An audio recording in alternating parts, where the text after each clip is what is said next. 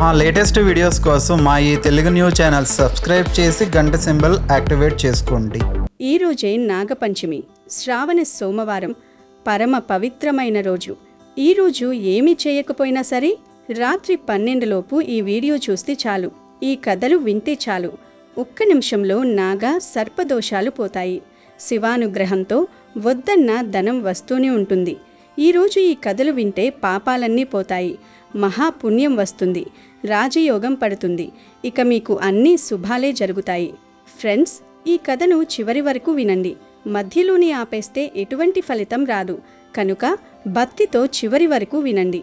First అయితే comment బాక్స్లో ఓం శ్రీ నాగేంద్ర స్వామియే నమః, హరహర మహాదేవ శంభో శంకర అని కామెంట్ చేయండి. అలాగే ఈ వీడియోకి ఒక లైక్ కొట్టండి. మా ఛానల్ని సబ్స్క్రైబ్ చేసుకుని మాకు సపోర్ట్ చేయండి. నాగుల పంచమి రోజు స్త్రీలు నాగులను తమ సోదరులుగా భావించి పూజించటం ఆనవాయితీ. అసలు ఆ ఆనవాయితీ ఎందుకు వచ్చిందో తెలిపే ఈ పవిత్ర కథను ఈరోజు వింటే చాలు, నాగదేవతల అనుగ్రహం కలుగుతుంది. నాగదోషాలు పోతాయి, సర్పదోషాలు పోతాయి, అష్టైశ్వర్యాలు సిద్ధిస్తాయి. పూర్వం ఒక ఊరిలో ఒక ధనవంతుడైన వర్తకుడు ఉండేవాడు. అతనికి 7 కుమారులు, 7 కోడళ్ళు ఉన్నారు. చిన్న కోడలు చాలా మంచిది, తెలివైనది, ఎప్పుడూ భక్తి శ్రద్ధలను కలిగి ఉండేది. ఒకరోజు పెద్ద కోడలు మిగిలిన కోడళ్లతో కలిసి ఇల్లు శుభ్రం చేయడానికి మట్టిని తేవాలని చెప్పింది. వాళ్ళందరూ గంపలు పారలు తీసుకొని మట్టి తవ్వడానికి వెళ్ళారు.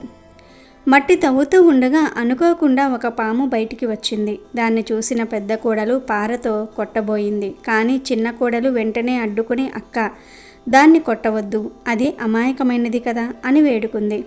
చిన్న కోడలు మాట విన్న పెద్ద కోడలు పామును వదిలేసింది. అప్పుడు ఆ పాము పక్కకు వెళ్ళి కదలకుండా కూర్చుంటుంది. చిన్న కోడలు ఆ పాము దగ్గరకు వెళ్ళి దానితో, అన్నా, నువ్వు ఇక్కడి నుండి వెళ్ళకు, నేను ఇప్పుడే వస్తాను అని చెప్పి పాముకు పాలు తీసుకురావడానికి ఇంటికి వెళ్ళింది. ఇంటికి చేరిన తర్వాత చిన్న కోడలు ఇంటి పనులలో పడి పాముకు ఇచ్చిన మాటను పూర్తిగా మర్చిపోయింది. మరుసటి రోజు ఉదయం ఆ విషయం ఆమెకు గుర్తుకు రాగానే పాలు తీసుకొని ఆ పాము ఉన్న చోటికి పరిగెత్తింది. అక్కడ చూస్తే పాము ఇంకా అక్కడే తన కోసం ఎదురు చూస్తూ ఉంది. దాన్ని చూసి చిన్న కోడలు, అన్నా, నన్ను క్షమించు, నేను నా పనులలో పడి నీకు ఇచ్చిన మాట మర్చిపోయాను అని బాధగా అంది.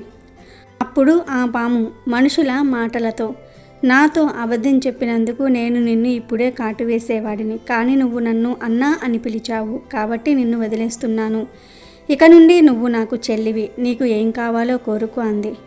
అప్పుడు చిన్న కోడలు కళ్ళ నీళ్ళ పర్యాంతమై, అన్నా, నాకు ఈ ప్రపంచంలో ఎవరూ లేరు. ఇన్నాళ్లకు నాకు ఒక అన్న దొరికాడు, నాకు ఇంకేమీ వద్దు. నేను ఎప్పుడు పిలిచినా నువ్వు రావాలి అంతే అని కోరింది. ఆ పాము సంతోషంగా తల ఊపి ఆమె కోరికను అంగీకరించి వెళ్ళిపోయింది.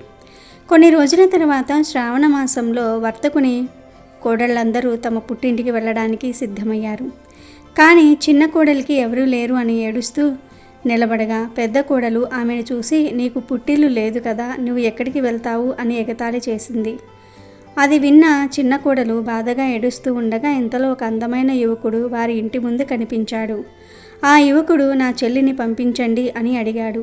ఆశ్చర్యపోయిన వారందరూ ఈమెకు అన్నదమ్ములు ఎవరూ లేరు కదా అని అడిగారు. అప్పుడు ఆ యువకుడు, నేను దూరపు బంధువుని, అన్నయ్యను అవుతాను అని చెప్పాడు. అతని మాటలు నమ్మి ఇంట్లో వాళ్ళు తన చిన్న కోడలిని అతనితో పంపించారు. దారిలో ఆ యువకుడు చిన్న కోడలికి ఒక ఆశ్చర్యకరమైన రహస్యాన్ని చెప్పాడు.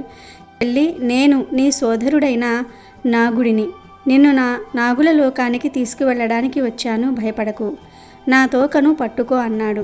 అతని మాటలు విని చిన్న కోడలు ఆశ్చర్యపోయి భయం లేకుండా అతని తోకను పట్టుకుంది. అలా వారు నాగలోకానికి చేరుకున్నారు. నాగలోకం యొక్క అద్భుతమైన సంపదను, గొప్పతనాన్ని చూసి చిన్న కోడలు ఆశ్చర్యపోయింది. నాగుడు తన చెల్లిని తన తల్లి వద్దకు తీసుకుని వెళ్ళి, అమ్మా, ఈమె నా చెల్లి, ఈమె నా ప్రాణాలను కాపాడింది, కొన్ని రోజులు మనతో ఉండడానికి వచ్చింది అన్నాడు. నాగుడి తల్లి చిన్న కోడలిని అమాయకంగా దగ్గరికి తీసుకుంది. ఆ తర్వాత చిన్న కోడలు నాగలోకంలో సంతోషంగా నివసించసాగింది. నాగుడి తల్లికి చిన్న పాము పిల్లలు చాలామంది ఉన్నారు. వారు ప్రతిరోజు ఏడ్చినప్పుడు నాగిని తల్లి పాలను చల్లార్చి గంట మోగించి వారికి ఆ పాలు ఇచ్చేది. గంట శబ్దం వినగానే పాము పిల్లలందరూ వచ్చి పాలు తాగేవారు. ఒకరోజు చిన్న కోడలు నాగుల తల్లితో, అమ్మా, ఈరోజు నేను పాలు చల్లార్చుతాను అంది.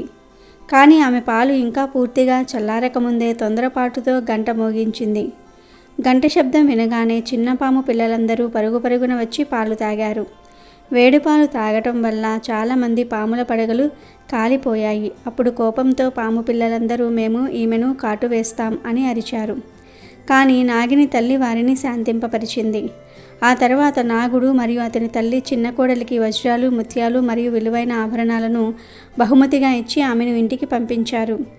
అంత సంపదను చూసిన పెద్ద కోడలు, మీ అన్న అంత సంపద ఇచ్చాడు కదా, ఒక బంగారు చీపురు కూడా ఇచ్చి ఉండాల్సింది అని ఎగతాళి చేసింది. అది విన్న నాగుడు చిన్న కోడలికి ఒక బంగారు చీపురును కూడా తెచ్చి ఇచ్చాడు. అంతేకాకుండా అతని తల్లి తరపున వజ్రాలు, ముత్యాలు మరియు మణులతో కూడిన అద్భుతమైన హారాన్ని కూడా ఇచ్చాడు. ఆ హారం యొక్క అందం గురించి నగరమంతటా ప్రశంసలు వచ్చాయి. నగరం యొక్క రాణి కూడా ఆ హారం గురించి విని దాన్ని ధరించాలని రాజుకు తన కోరికను తెలియజేసింది. రాజు వెంటనే తన సైనికులను ఆ హారాన్ని తీసుకురావడానికి పంపాడు. రాజుకు భయపడి వర్తకుడు చిన్న కోడలి నుండి ఆ హారాన్ని తీసుకుని సైనికులకు ఇచ్చాడు. ఈ సంఘటనతో చిన్న కోడలు చాలా బాధపడింది. ఆమె తన సోదరుడైన నాగుడిని పిలిచి జరిగిందంతా కూడా చెప్పింది. అప్పుడు నాగుడు, చెల్లి బాధపడకు, రాజుగారే స్వయంగా నీకు ఆ హారాన్ని తిరిగి ఇస్తారు అని ఓదార్చాడు. ఇంకోవైపు రాణి ఆ హారాన్ని ధరించగానే ఆ హారం పాముగా మారిపోయింది. భయపడిన రాణి ఆ హారాన్ని విసిరి పారేసింది. ఇది చూసిన రాజు చిన్న కోడలిని తన ముందు హాజరుపరచమని ఆజ్ఞాపించాడు. దాంతో వర్తకుడు స్వయంగా చిన్న కోడలిని రాజు వద్దకు తీసుకువెళ్ళాడు. రాజు చిన్న కోడలిని చూసి, నువ్వు ఆ హారంతో ఏ మాయ చేశావు అని అడిగాడు. అప్పుడు చిన్న కోడలు, రాజా, నన్ను క్షమించండి, ఈ హారం అలాంటిదే, ఇది నాకు నా సోదరుడు ఇచ్చాడు అని చెప్పింది. ఇంతలో ఆ నాగుడు అక్కడ ప్రత్యక్షమయ్యాడు. ఓ రాజా, ఈమె నా చెల్లి, ఈ హారాన్ని నేను ఈమెకు ఇచ్చాను అన్నాడు. ఇది చూసిన వారందరూ నాగదేవతకు నమస్కరించారు. ఈరోజు పంచమి తిథి కావటం వల్ల ఈ రోజు నుండి నాగుల పంచమి పండుగను జరుపుకోవటం ప్రారంభించారు. అప్పటి నుండి స్త్రీలందరూ పాములను తమ సోదరులుగా భావించి పూజిస్తూ వస్తూ ఉన్నారు. అలాగే ఈరోజు దుర్గాదేవి నాగుల కోసం ఒక స్త్రీగా ఎందుకు మారిందో తెలిపే ఈ పవిత్ర కథను వింటే చాలు, నాగ సర్పదోషాలు పోతాయి, మహాపుణ్యం వస్తుంది, మీ జీవితం అద్భుతంగా మారిపోతుంది.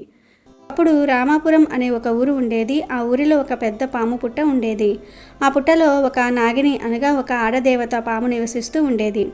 ఆ నాగిని ఊరిలోని ప్రజలందరినీ కాపాడుతూ ఉండేది. కానీ ఆ విషయం ఆ ఊరి వాళ్లకు అస్సలు తెలియదు. ఆ పుట్టకు దగ్గరలోనే ఒక దుర్గాదేవి గుడి ఉండేది. ఆ పాము పుట్ట దగ్గరకు వెళ్ళాలంటే ప్రజలు చాలా భయపడేవారు. అందుకే ఎవరు పుట్ట దగ్గరికి వెళ్ళేవారు కాదు. కానీ ప్రతి శుక్రవారం అలాగే మంగళవారం దుర్గాదేవి గుడికి వెళ్ళి పూజలు చేసుకునేవారు. ప్రజలను, ఊరిని కాపాడుతున్న నాగినికి మాత్రం ఎవరూ పూజలు చేయలేకపోయారు. ఎన్నో సంవత్సరాలుగా ఈ ఊరి ప్రజలను నా సొంత పిల్లల్లాగా చూసుకుంటున్నాను. కానీ ఒక్కరు కూడా ఈ పుట్ట దగ్గరికి వచ్చి ఒక్క చిన్న దీపం కూడా వెలిగించటం లేదు. ఒక దేవతగా అందరి పూజలు అందుకోవాలని నాకు కోరికగా ఉంది. కానీ ఎవరు ఇటువైపుకు కూడా రావటం లేదు. ఇంకొన్ని రోజుల్లో నాగుల పంచమి రాబోతుంది. నా తోటి నాగినిలు అందరూ కూడా వాళ్ళు ఉన్న ప్రదేశాలలో ప్రజల చేత పూజలు అందుకుంటున్నారు. కానీ నేను మాత్రం ఇక్కడ ఒంటరిగా ఉండాల్సి వస్తుంది అని నాగిని చాలా బాధపడుతూ ఉండేది. రామాపురంలో రాజేశ్వరి అనే ఒక మహిళ ఉండేది. ఆ మహిళ దుర్గాదేవికి పెద్ద భక్తురాలు. రాజేశ్వరి గాజులు అమ్ముకుంటూ బ్రతికేది. ఒకరోజు రాజేశ్వరి ఇలా అనుకుంది, అమ్మవారి దయ వల్ల ఈరోజు గాజులు బాగా అమ్ముడైతే బాగుంటుంది. అమ్ముడవుతాయిలే, ఎందుకంటే ఇది శ్రావణ మాసం కదా, ఊర్లో ఉన్న ఆడవాళ్ళు ఖచ్చితంగా గాజులు కొంటారు, అలాగే ఒకరికొకరు ఇచ్చి పుచ్చుకుంటూ ఉంటారు కూడా అని రాజేశ్వరి అనుకుంటుంది. ఒక తోపుడు బండిపై రకరకాల గాజులను పెట్టుకొని ఊరంతా తిరిగి అమ్ముతూ ఉండేది. తోపుడు బండిని తోసుకుంటూ ఊరిని దాటి మరో ఊరికి కూడా వెళ్ళేది. అమ్మవారి దయ వల్ల ఆ రోజు వ్యాపారం బాగానే జరుగుతూ ఉంది. ఆడవాళ్ళందరూ నా దగ్గరికి వచ్చి గాజులను కొంటున్నారు. ఇవాళంతా ఇలాగే కొనసాగితే బాగుంటుంది. వీలైతే మరో ఊరికి కూడా వెళ్ళి గాజులను అమ్మే ప్రయత్నం చేస్తాను అని రాజేశ్వరి అనుకుంటుంది. అలా రాజేశ్వరి ఒక ఊరి తర్వాత మరో ఊరికి వెళ్ళి గాజులను అమ్ముతూ ఉంది. అలా రాజేశ్వరి పక్క ఊర్లకు కూడా వెళ్ళి మొత్తం గాజులను అమ్మేసింది. చీకటి పడింది. రాజేశ్వరి ఖాళీ తోపుడు బండిని తోసుకుంటూ తిరిగి ఊరికి బయలుదేరింది. వైపు అర్ధరాత్రి కావటంతో నాగిని పుట్టల నుండి బయటకు వచ్చింది. చాలా చీకటి పడింది. ప్రజలందరూ తమ తమ ఇళ్లకు వెళ్ళిపోయి ఉంటారు. ఇప్పుడు ఇక నేను హాయిగా బయట తిరగవచ్చు అంటూ నాగిని పుట్ట నుండి కొంత దూరం పాకుతూ వస్తుంది. అక్కడికి దగ్గరలో ఒక పెద్ద కొలను ఉండేది. ఆ కొలను దగ్గర కూర్చొని హాయిగా ప్రకృతిని చూస్తూ ఉంది నాగిని. ప్రకృతి చాలా బాగుంది. ఇవాళ దగ్గరలో ఉన్న దుర్గమ్మ గుడికి కూడా వెళ్తాను. అమ్మవారిని ఒక్కసారి దర్శించుకుంటాను. నా మనసులో ఉన్న బాధను అమ్మవారితో చెప్పుకుంటాను. ఆ అమ్మవారు నా బాధను తప్పక అర్థం చేసుకుంటుంది అని అనుకుంటుంది. మరోవైపు రాజేశ్వరి ఖాళీ తోపుడు బండిని తోసుకుంటూ ఊర్లోకి అడుగు పెడుతుంది. వర్షాకాలం కదా, ఈ మధ్య బాగా వర్షాలు కురుస్తూ ఉన్నాయి.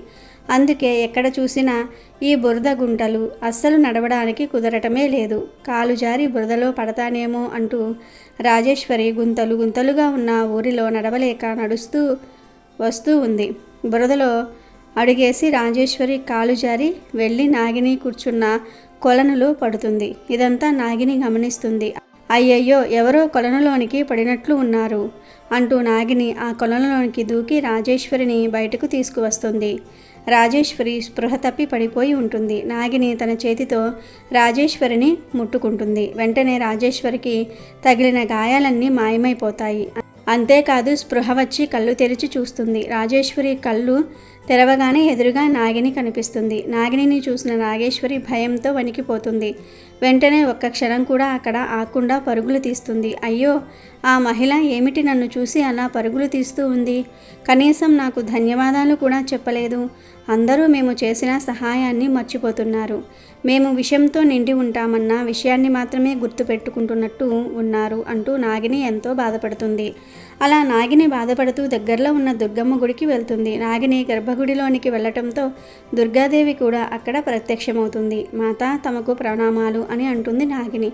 నాగిని, ఎలా ఉన్నావు? చూస్తూ ఉంటే చాలా బాధగా కనిపిస్తున్నావు. ఏమిటి విషయం? నాగలోకంపై బెంగ కలిగిందా? ఒక్కసారి పాతాళంలో ఉన్న నాగలోకానికి వెళ్ళిరా, అప్పుడైనా నీ బాధ తగ్గుతుందేమో అని దుర్గాదేవి అంటుంది. అమ్మా, నీకు అన్నీ తెలిసి కూడా ఇలా మాట్లాడుతున్నారు కదా. నేను మనసులో చాలా బాధను అనుభవిస్తున్నాను అని నాగిని అంటుంది. నీ బాధ ఏమిటో నాకు చెప్పు నాగిని అని దుర్గాదేవి అడుగుతుంది. ఎన్నో సంవత్సరాలుగా నేను ఈ ఊర్లో ఉన్న ఆ పెద్ద పుట్టలో నివసిస్తున్నాను. నేను ఈ ఊరి ప్రజలకు మంచి చేస్తూ వస్తున్నాను. ఎన్నోసార్లు వరదల నుండి ఈ ఊరి ప్రజలని కాపాడాను. అంతేకాదు ఎవరు కష్టంతో ఉన్నా నేను అస్సలు చూడలేకపోయేదానిని. వారికి తెలియకుండానే వారికి ఎంతో సహాయం చేశాను. కానీ ఎవరూ నేను చేసిన సహాయాన్ని గుర్తించలేకపోతున్నారు. ఒక్కరు కూడా నా పుట్ట దగ్గరకు వచ్చి ఒక్క చిన్న దీపాన్ని కూడా వెలిగించటం లేదు. వేరు వేరు ఊళ్ళల్లో ఉన్న మా అక్క చెల్లెళ్ళందరూ పూజలను అందుకుంటున్నారు. కానీ నేను మాత్రమే ఇలా పూజలు పునస్కారాలు లేక ఒంటరిగా పుట్టలో నివసిస్తూ ఉన్నాను అని నాగిని తన బాధ చెప్పుకుంటుంది. నీ బాధ ఏమిటో నాకు అర్థమైంది నాగిని. నీ బాధను నేను తగ్గిస్తాను. నీ మనసుకు హాయి కలిగించే పని నేను చేస్తాను. నువ్వు హాయిగా నీ పుట్ట దగ్గరకు వెళ్ళు అని దుర్గాదేవి చెప్పింది. అలా దుర్గాదేవి చెప్పటంతో ఆ నాగిని హాయిగా తన పుట్టలోనికి వెళ్ళిపోతుంది.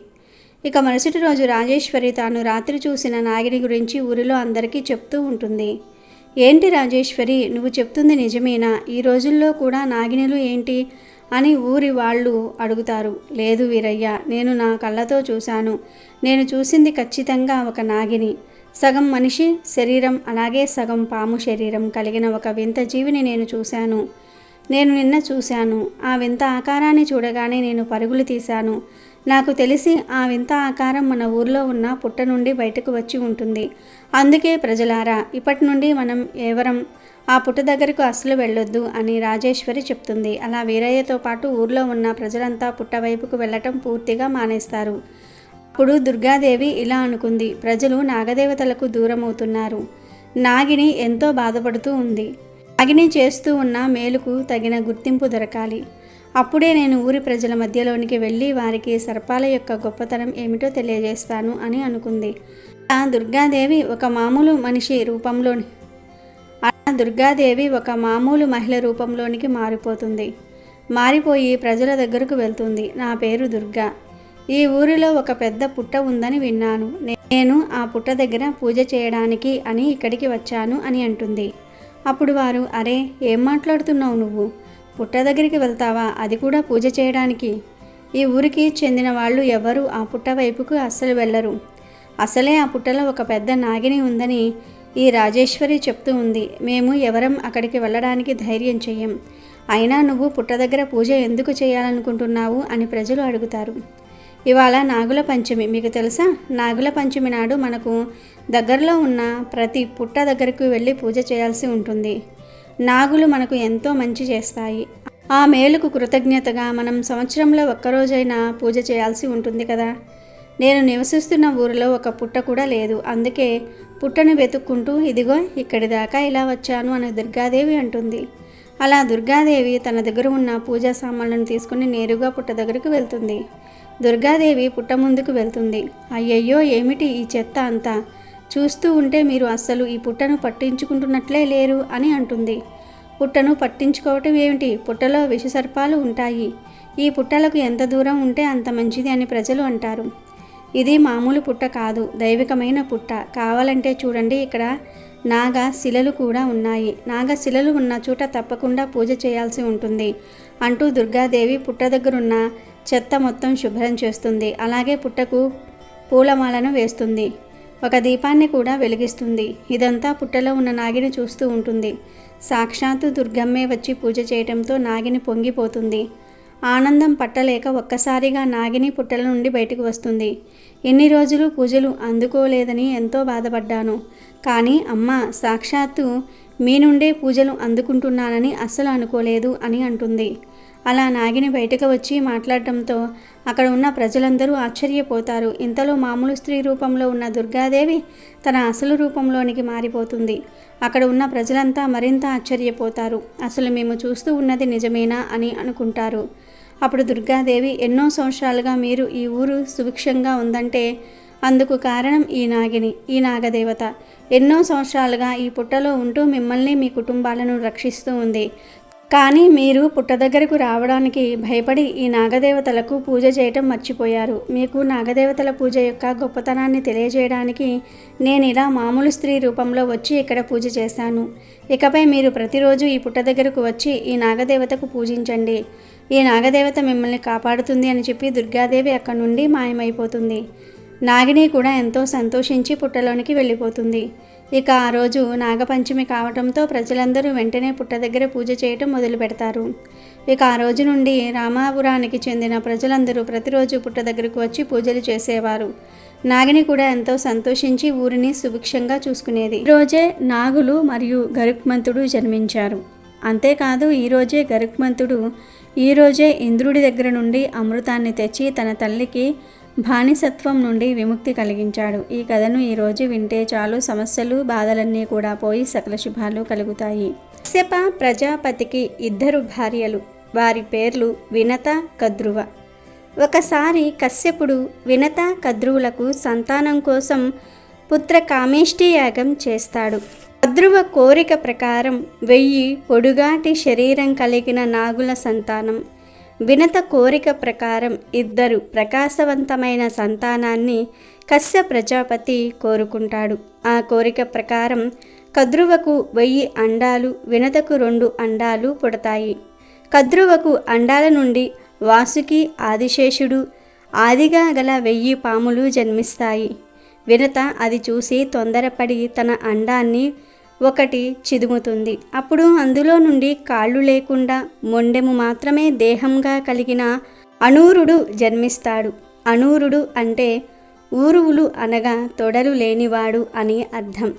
అప్పుడు అనూరుడు తల్లితో, నువ్వు సవతికి బిడ్డలు కలిగారన్న ఆతృతతో నన్ను చిదిపావు కాబట్టి నువ్వు నీ సవతికి దాసిగా ఉండు.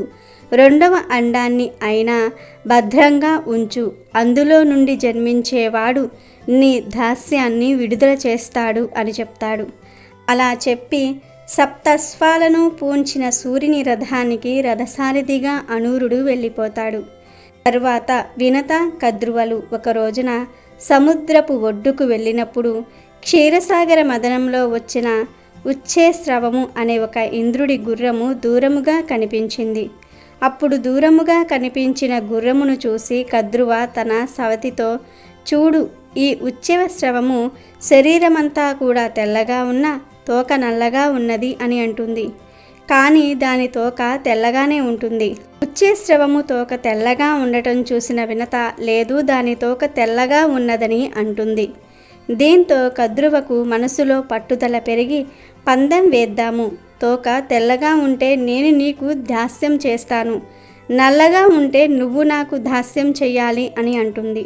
వినత కూడా పందానికి అంగీకరిస్తుంది. ఆ రోజు పొద్దుపోయిందని, తర్వాతి రోజు వచ్చి ఆ గుర్రాన్ని చూడవచ్చునని ఇద్దరూ అంగీకరించుకుని వారి ఇండ్లకు వెళ్ళిపోతారు.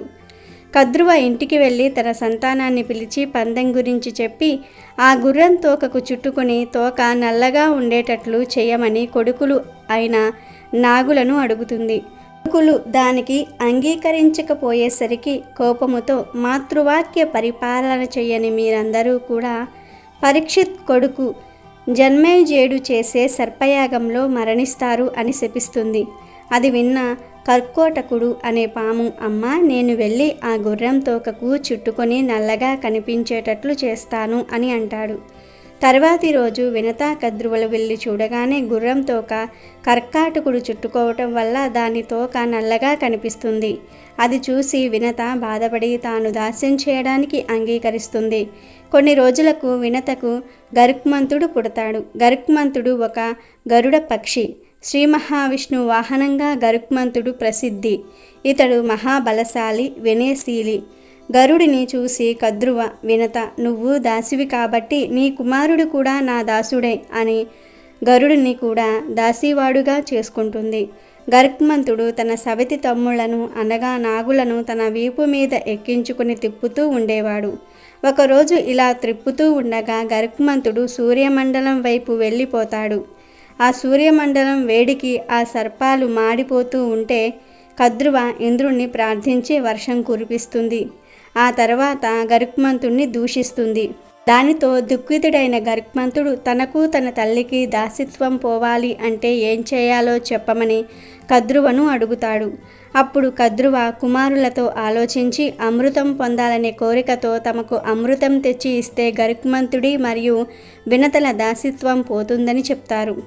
అప్పుడు గరుక్మంతుడు అమిత కష్టంతో పట్టుదల వదలక పోరాడి అమృతం తీసుకొని వెళ్తూ ఉంటే మార్గమధ్యంలో ఇంద్రుడి కనిపించి, నాయనా గరుక్మంత, అమృతం నువ్వు తీసుకుని వెళ్ళటం తగదు, అందరికీ అమరత్వం సిద్ధించరాదు అని అంటాడు. అప్పుడు గరుక్మంతుడు ఇంద్రుడు ఒడంబడిక చేసుకుంటారు. గరుక్మంతుడు అమృత కలశం తీసుకుని వెళ్ళి తన సవతి కుమారులకు ఇచ్చేటట్లు, అలా ఇవ్వగానే ఇంద్రుడు వచ్చి ఆ కలశాన్ని తీసుకొని పారిపోయేటట్లు ఒక ఒప్పందం చేసుకుంటారు.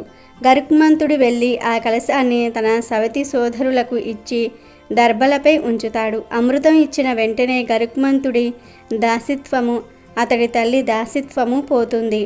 అమృతం సేవించడానికి ముందుగా పవిత్రులవ్వాలనే ఉద్దేశంతో ఆ నాగులు కద్రువ స్నానం చేయడానికి వెళ్తారు. వారు అలా స్నానానికి వెళ్ళినదే తడువుగా ఇంద్రుడు వచ్చి ఆ అమృత కలశాన్ని ఎత్తుకొని పోతాడు. స్నానం చేసి వచ్చి జరిగింది గ్రహించి సర్పాలు బాధపడతాయి. అయినా ఆశ చావక ఆ పాములు దర్భలపై ఉంచినప్పుడు ఒలికిన అమృతాన్ని తమ నాలుకతో నాకుతాయి. ఆ విధంగా నాకటం వల్ల వాటి నాలుకలు చీలిపోతాయి. ఆ విధంగా సర్పాలకు 2 నాలుకలు సిద్ధిస్తాయి. మాతృభక్తితో కార్యదీక్షతో తన తల్లికి దాస్య విముక్తి కలిగించిన గరుడిని ముందు శ్రీ మహావిష్ణువు ప్రత్యక్షమై ఏం వరం కావాలో కోరుకో అంటారు. మీ వాహనంగా ధ్వజ చిహ్నంగా నన్ను స్వీకరించి మీ సేవాభాగ్యం అనుగ్రహించండి, అలాగే నాకు అమృతం తాక్కుండానే జరామరణాలు లేకుండా అనుగ్రహించండి అని ప్రార్థించాడు. ఆ విధంగా తల్లికి దాస్య విముక్తి కలిగించి తాను శ్రీ మహావిష్ణువుకు వాహనంగా వెళ్ళిపోతాడు గరుక్మంతుడు. సర్వశక్తిమంతుడు అయి ఉండి కూడా తల్లి మాట కోసం సవతి సోదరులను వీపున మోస్తూ అవమానాలను భరించి తల్లికి తనకు కూడా తన దాస్య బంధాలను ఛేదించుకొని ఉన్నత స్థానాన్ని పొందాడు గరుక్మంతుడు. గరుక్మంతుడు అమృతాన్ని అపహరించిన రోజు శ్రావణ శుక్ల పంచమి. గరుక్మంతుడు జన్మించింది కూడా ఈ రోజే. అందుకే ఈ రోజుకు గరుడ పంచమి అనే పేరు కూడా వచ్చింది. ఒక్కసారి కశ్యప ప్రజాపతి కద్రువ దంపతులకు అనంతుడు, తక్షకుడు, వాసుకి, నభనాగుడు, శంకుడు, కర్కోటకుడు, ఉగ్రకుడు, పిందారకుడు, ఐరావతుడు మొదలగు వారు జన్మించి కనబడిన వారినల్లా కాటువేస్తూ భయభ్రాంతులను చేయసాగారు. దాంతో సకల దేవతలు బ్రహ్మను వేడుకోగా ఆయన కోపించి తల్లి శాపానికి గురై ఆ నాగులంతా కూడా నశిస్తారని శపించాడు. అప్పుడు వాసుకి మొదలైన నాగులంతా విధాత ముందు వినమ్రులై, మమ్మల్ని మీరే సృష్టించి మాకీ విధంగా శాపం ఇవ్వటం న్యాయమా అని వేడుకున్నారు. విషయుక్తంగా పుట్టినంత మాత్రాన అందరినీ కాటువేసి కోటిని నశింపచేయటం తప్పు కాదా? నిష్కారణంగా ఏ ప్రాణిని హింసించరాదు. గరుడ మంత్రం చదివే వారిని, ఔషధ మణి సమేతులను తప్పించుకు తిరగండి. దేవత విహంగ గణాలకు జ్ఞాతులైన మీరు మీ స్థాన గౌరవాలను నిలుపుకోండి. వాయుభక్షులై సాధుజీవులుగా మారండి. మీ నాగులంతా అతల వితల పాతాల లోకాలలో నివాసం చెయ్యండి అని బ్రహ్మ శాసించగా వారంతా ఆయన ఆజ్ఞను శిరసావహించారు. దాంతో దేవతలంతా నాగులను ప్రశంసించారు. నాగులకు భూలోక వాసులంతా ప్రార్థనలు చేశారు. దివ్య ప్రభావ సంపన్నమైన నాగజాతికి కృతజ్ఞతాపూర్వకంగా నాగుల జన్మదినమైన నాగపంచమి రోజున వారిని పూజ చేయటం మొదలుపెట్టారు. అలాగే ఈరోజు నాగపంచమి వ్రత కథను వింటే చాలు రాజయోగం పడుతుంది, పట్టిందల్లా బంగారమవుతుంది. పూర్వం మణిపురంలో ఒక గౌడ బ్రాహ్మణుడు ఉండేవాడు. నాగపంచమి మహత్యం అతనికి తెలియదు. ఆనాడు భూమి దున్నకూడదని, గోతులు తవ్వకూడదని, పారతో మన్ను పొడిచి మెత్తకూడదని, మొక్కలు మొదలైనవి పీకకూడదని, ఏమీ మంట పెట్టకూడదని, రొట్టె మొదలైనవి కాల్చి పక్వం చేయకూడదని అతనికి తెలియదు. అందుచేత అతడు నాగపంచమి రోజు మామూలుగా దున్నడానికి పొలం వెళ్ళాడు. దున్నటం ప్రారంభించాడు. పొలంలోని ఒక కలుగులో నాగిని అంటే ఆడపాము పిల్లల్ని దాచింది. బ్రాహ్మణుడు దున్నుతూ ఉండగా నాగలి కర్రకు తగిలి ఆ పిల్లలు చనిపోయాయి. నాగుపాము పిల్లలు చనిపోయిన విషయం బ్రాహ్మణుడికి తెలియదు. తాను పొలం దున్నుకొని వెళ్ళిపోయాడు. సేపటి తర్వాత బయటకు పోయి ఉన్న నాగిని వచ్చి తన పిల్లలు అన్నీ చచ్చిపోయి ఉండటం చూసింది. దాంతో దానికి కోపం వచ్చింది. తన పిల్లల్ని చంపిన వ్యక్తిని వెతకడానికి బయలుదేరింది. తిరిగి నాగిని ఆ గౌడ బ్రాహ్మణుని ఇంటికి వచ్చింది. అతని నాగలి కర్ర మీద రక్తం మరకలు ఉండటం చూసింది. దాంతో ఆ పాముకు ఆ బ్రాహ్మణుడే తన పిల్లల్ని చంపి ఉంటాడని నిశ్చయించుకుంది. దాంతో ఆ పాము నిద్రపోతూ ఉండగా ఆ బ్రాహ్మణుణ్ణి, అతని కుటుంబం వారిని అందరినీ కరిచి చంపివేసింది. ఆ గౌడ బ్రాహ్మణుడి కూతురు పొరుగు పల్లెలో కాపురం చేస్తూ ఉంటుంది. ఈ బ్రాహ్మణుడి కుటుంబాన్నంతా కూడా నాశనం చేయాలంటే ఆమెను కూడా చంపాలి కదా. అందుకని ఆ పాము ఆ బ్రాహ్మణుడి కూతురిని చంపుతాం అని ఆమె ఉంటున్న ఊరికి బయలుదేరుతుంది. ఆ ఊరు వెళ్ళిన పాము ఆ బ్రాహ్మణుడి కూతురు ఇంటికి వెళ్ళేసరికి ఆమె తన ఇంటి గోడ మీద నాగుల్ని చిత్రించి వానికి చిమ్మిలిని, చల్లివిడిని నివేదన చేసి యథాశక్తిగా శాస్త్రోక్తంగా పూజ చేస్తుంది. దాంతో పాము పూజ పూర్తయినంత వరకు వేచి ఉందాం అనుకుంటుంది. అంతలో దానికి ఆకలి వేసి అక్కడ పూజలో ఉంచిన నైవేద్యాన్ని ఆరగించటంతోటే ఆ నాగినికి తృప్తి, సంతోషము కలిగాయి. కుమార్తె పూజ ముగించి కన్నులు తెరువగా పాము ఎదురుగా వచ్చి అంతవరకు జరిగిన కథ అంతా కూడా కూతురికి చెప్తుంది. ఆమె క్షమాపణ అడుగగా పాము క్షమిస్తుంది. దాంతో బ్రాహ్మణుడి కూతురు తన కుటుంబ సభ్యులను బ్రతికించుకునే సాధనం చేయమని పామును పరిపరి విధాలా ప్రార్థిస్తుంది. అంతటా పాము ఆమె చేతికి ఒక విధమైన అమృతం ఇచ్చి దానిని చనిపోయిన వారి కళేభరాల మీద చల్లమంటుంది. అలా చల్లితే వారు బ్రతుకుతారని చెప్పింది. ఈలోగా మణిపురంలోని వారు ఆ బ్రాహ్మణుడు ఎంతసేపటికి లేవకపోవటంతో ఆశ్చర్యపోతూ తలుపు బద్దలు కొట్టుకుని లోపల ప్రవేశిస్తూ ఉంటారు. అదే సమయంలో ఆ బ్రాహ్మణుడి కూతురు అక్కడికి వచ్చింది. పాము ఇచ్చిన అమృతం వారి మీద చల్లకరించి వారిని బ్రతికించింది. అప్పుడు ఆమె జరిగిన వృత్తాంతమంతా కూడా చుట్టూ ఉన్న వారికి చెప్తుంది. శ్రావణ పంచమి నాడు నాగపంచమి వ్రతం చేయమని ఉపదేశించింది. ఇది నాగపంచమి విశిష్టతను తెలియజేసే కథ. ఈ నాగపంచమి వ్రత కథ ప్రకారం పూర్వము ధనవంతురాలైన ఒక గృహిణి ఉండేది. ప్రతిరోజు సర్పాలు అనేకం వచ్చి తనను కాటువేస్తూ ఉన్నట్లుగా ఆమెకు కలలు వస్తూ ఉండేవి. దానితో ఆమె కంపితురాలయ్యింది. ఒక రోజున వారి కులగురువు వారి ఇంటికి వచ్చి ఆమె దీన గాథను విన్నారు. ఆయన విని, అమ్మా, నువ్వు గత జన్మలో పుట్టలో పాలు పోసే వారిని చూసి ఎగతాళి చేశావు. అందువలన నీకు ఈ జన్మలో ఈ జాడ్యము సంక్రమించినది అని చెప్పి నివారణ కోసం నాగపంచమి నోము నొయ్యమని, అప్పుడు పాముల భయం తొలగిపోతుందని చెప్పాడు. ఆమె అట్లాగే నోచి ఆ స్వప్నాల భయం నుండి విముక్తురాలయ్యింది. నాగపంచమి వ్రత కథలో ఇది ఒకటి.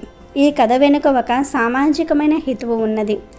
ఇతరులకు ఎవ్వరికీ ఇబ్బంది కలగని విధంగా ఎవరైనా సరే తన కుటుంబ ఆచారాన్ని పాటిస్తూ ఉన్నట్లయితే వారిని పరిహసించకూడదు. ఎవ్వరి విశ్వాసము వారిది అని అనుకోవాలి. అలాగే ఈ నాగల పంచమి సోమవారంతో కలిసి వచ్చింది గనుక ఈరోజు శివుడు తన భక్తురాలైన ఒక గర్భవతిని ఎలా కాపాడాడో తెలిపే ఈ కథను శ్రద్ధగా వింటే శివుని అనుగ్రహం కలుగుతుంది. శివుడే ఏదో ఒక రూపంలో వచ్చి మిమ్మల్ని రక్షిస్తాడు. పట్టిందల్లా బంగారంలాగా మారుతుంది. కృష్ణాపురం అనే ఒక అందమైన పచ్చని గ్రామంలో లక్ష్మి అనే ఒక నిరుపేద మహిళ నివసిస్తూ ఉండేది. ఆమెకు 4 ఏళ్ల వయసున్న రాధ అని ఒక ముద్దుల కూతురు ఉంది. లక్ష్మి అప్పటికే 5 నెలల గర్భవతి. ఆమె జీవితం ఎంతో సంతోషంగా ప్రశాంతంగా సాగిపోతున్న సమయంలో విధి ఆమెపై పగబట్టింది. సరిగ్గా 2 నెలల క్రితం జరిగిన ఒక ఘోరమైన రోడ్డు ప్రమాదంలో లక్ష్మి తన భర్తను శాశ్వతంగా కోల్పోయింది. అప్పటి వరకు ఆ చిన్న కుటుంబానికి ఏకైక ఆధారంగా ఉన్న భర్త అకస్మాత్తుగా మరణించడంతో లక్ష్మీ జీవితం అంధకారంలో పడిపోయింది. ఆమె కూతురు రాధ పుట్టుకతోనే వికలాంగురాలు. ఆమె తన 2 కాళ్లపై స్వయంగా నిలబడలేదు, నడవలేదు. గర్భవతిగా ఉన్న లక్ష్మి నడవలేని తన కూతురుని చూసుకుంటూ ఎంతో దయనీయమైన పరిస్థితుల్లో పూట గడవని కటిక పేదరికల్లో తన జీవితాన్ని భారంగా నెట్టుకొస్తూ ఉండేది. ఇంట్లో కనీసం తినడానికి గుప్పెడు బియ్యం కూడా లేని పరిస్థితుల్లో ఆమె ఎప్పుడూ ఏదైనా పని దొరుకుతుందేమో అని కూతురుని చంకను వేసుకుని ఊరంతా పస్తులతో వెతుక్కుంటూ ఉండేది. ఇలాంటి దారుణమైన గుండెను పిండేసే పరిస్థితుల్లో ఒకరోజు ఆమె ఆ ఊరిలో పెద్ద మనిషి, దయాళువు మరియు గొప్ప జమీందారు అయిన రామయ్య గారి ఇంటికి పని అడగడానికి వెళుతుంది. అయ్యా, నేను ఎంతో అభాగ్యురాలిని, నిరుపేదను.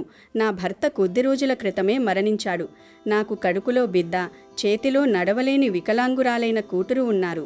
మాకు పూట గడవడానికి పని చాలా అవసరమయ్యా. మీ ఇంట్లో గాని మీ పొలంలో గాని ఏదైనా చిన్న పని ఉంటే ఇప్పించండయ్యా. ఈ జన్మకు మీకు రుణపడి ఉంటాను అని 2 చేతులు జోడించి కన్నీళ్లు పెట్టుకుంటూ వేడుకుంటుంది. ఆమె దీనస్థితిని చూసి రామయ్య గారి మనసు కరిగిపోతుంది. అరే, ఏడవకమ్మా లక్ష్మి, నువ్వు గర్భవతివి, పైగా ఎన్నో కష్టాల్లో ఉన్నావు. నీకు ఒక మంచి పని చెబుతాను విను. మన ఊరి చివరన ఒక పెద్ద పురాతనమైన శివాలయం ఉంది కదా, నువ్వు అక్కడికి వెళ్ళి పనిచెయ్యి. గుడిలో ఉన్న పూజారి సోమేశ్వరరావు గారికి పూజా కార్యక్రమాల్లో సహాయంగా ఉండు. దానికి బదులుగా నీకు నీ కూతురికి 2 పూటలా కడుపు నిండా ప్రసాదం, భోజనం దొరుకుతుంది.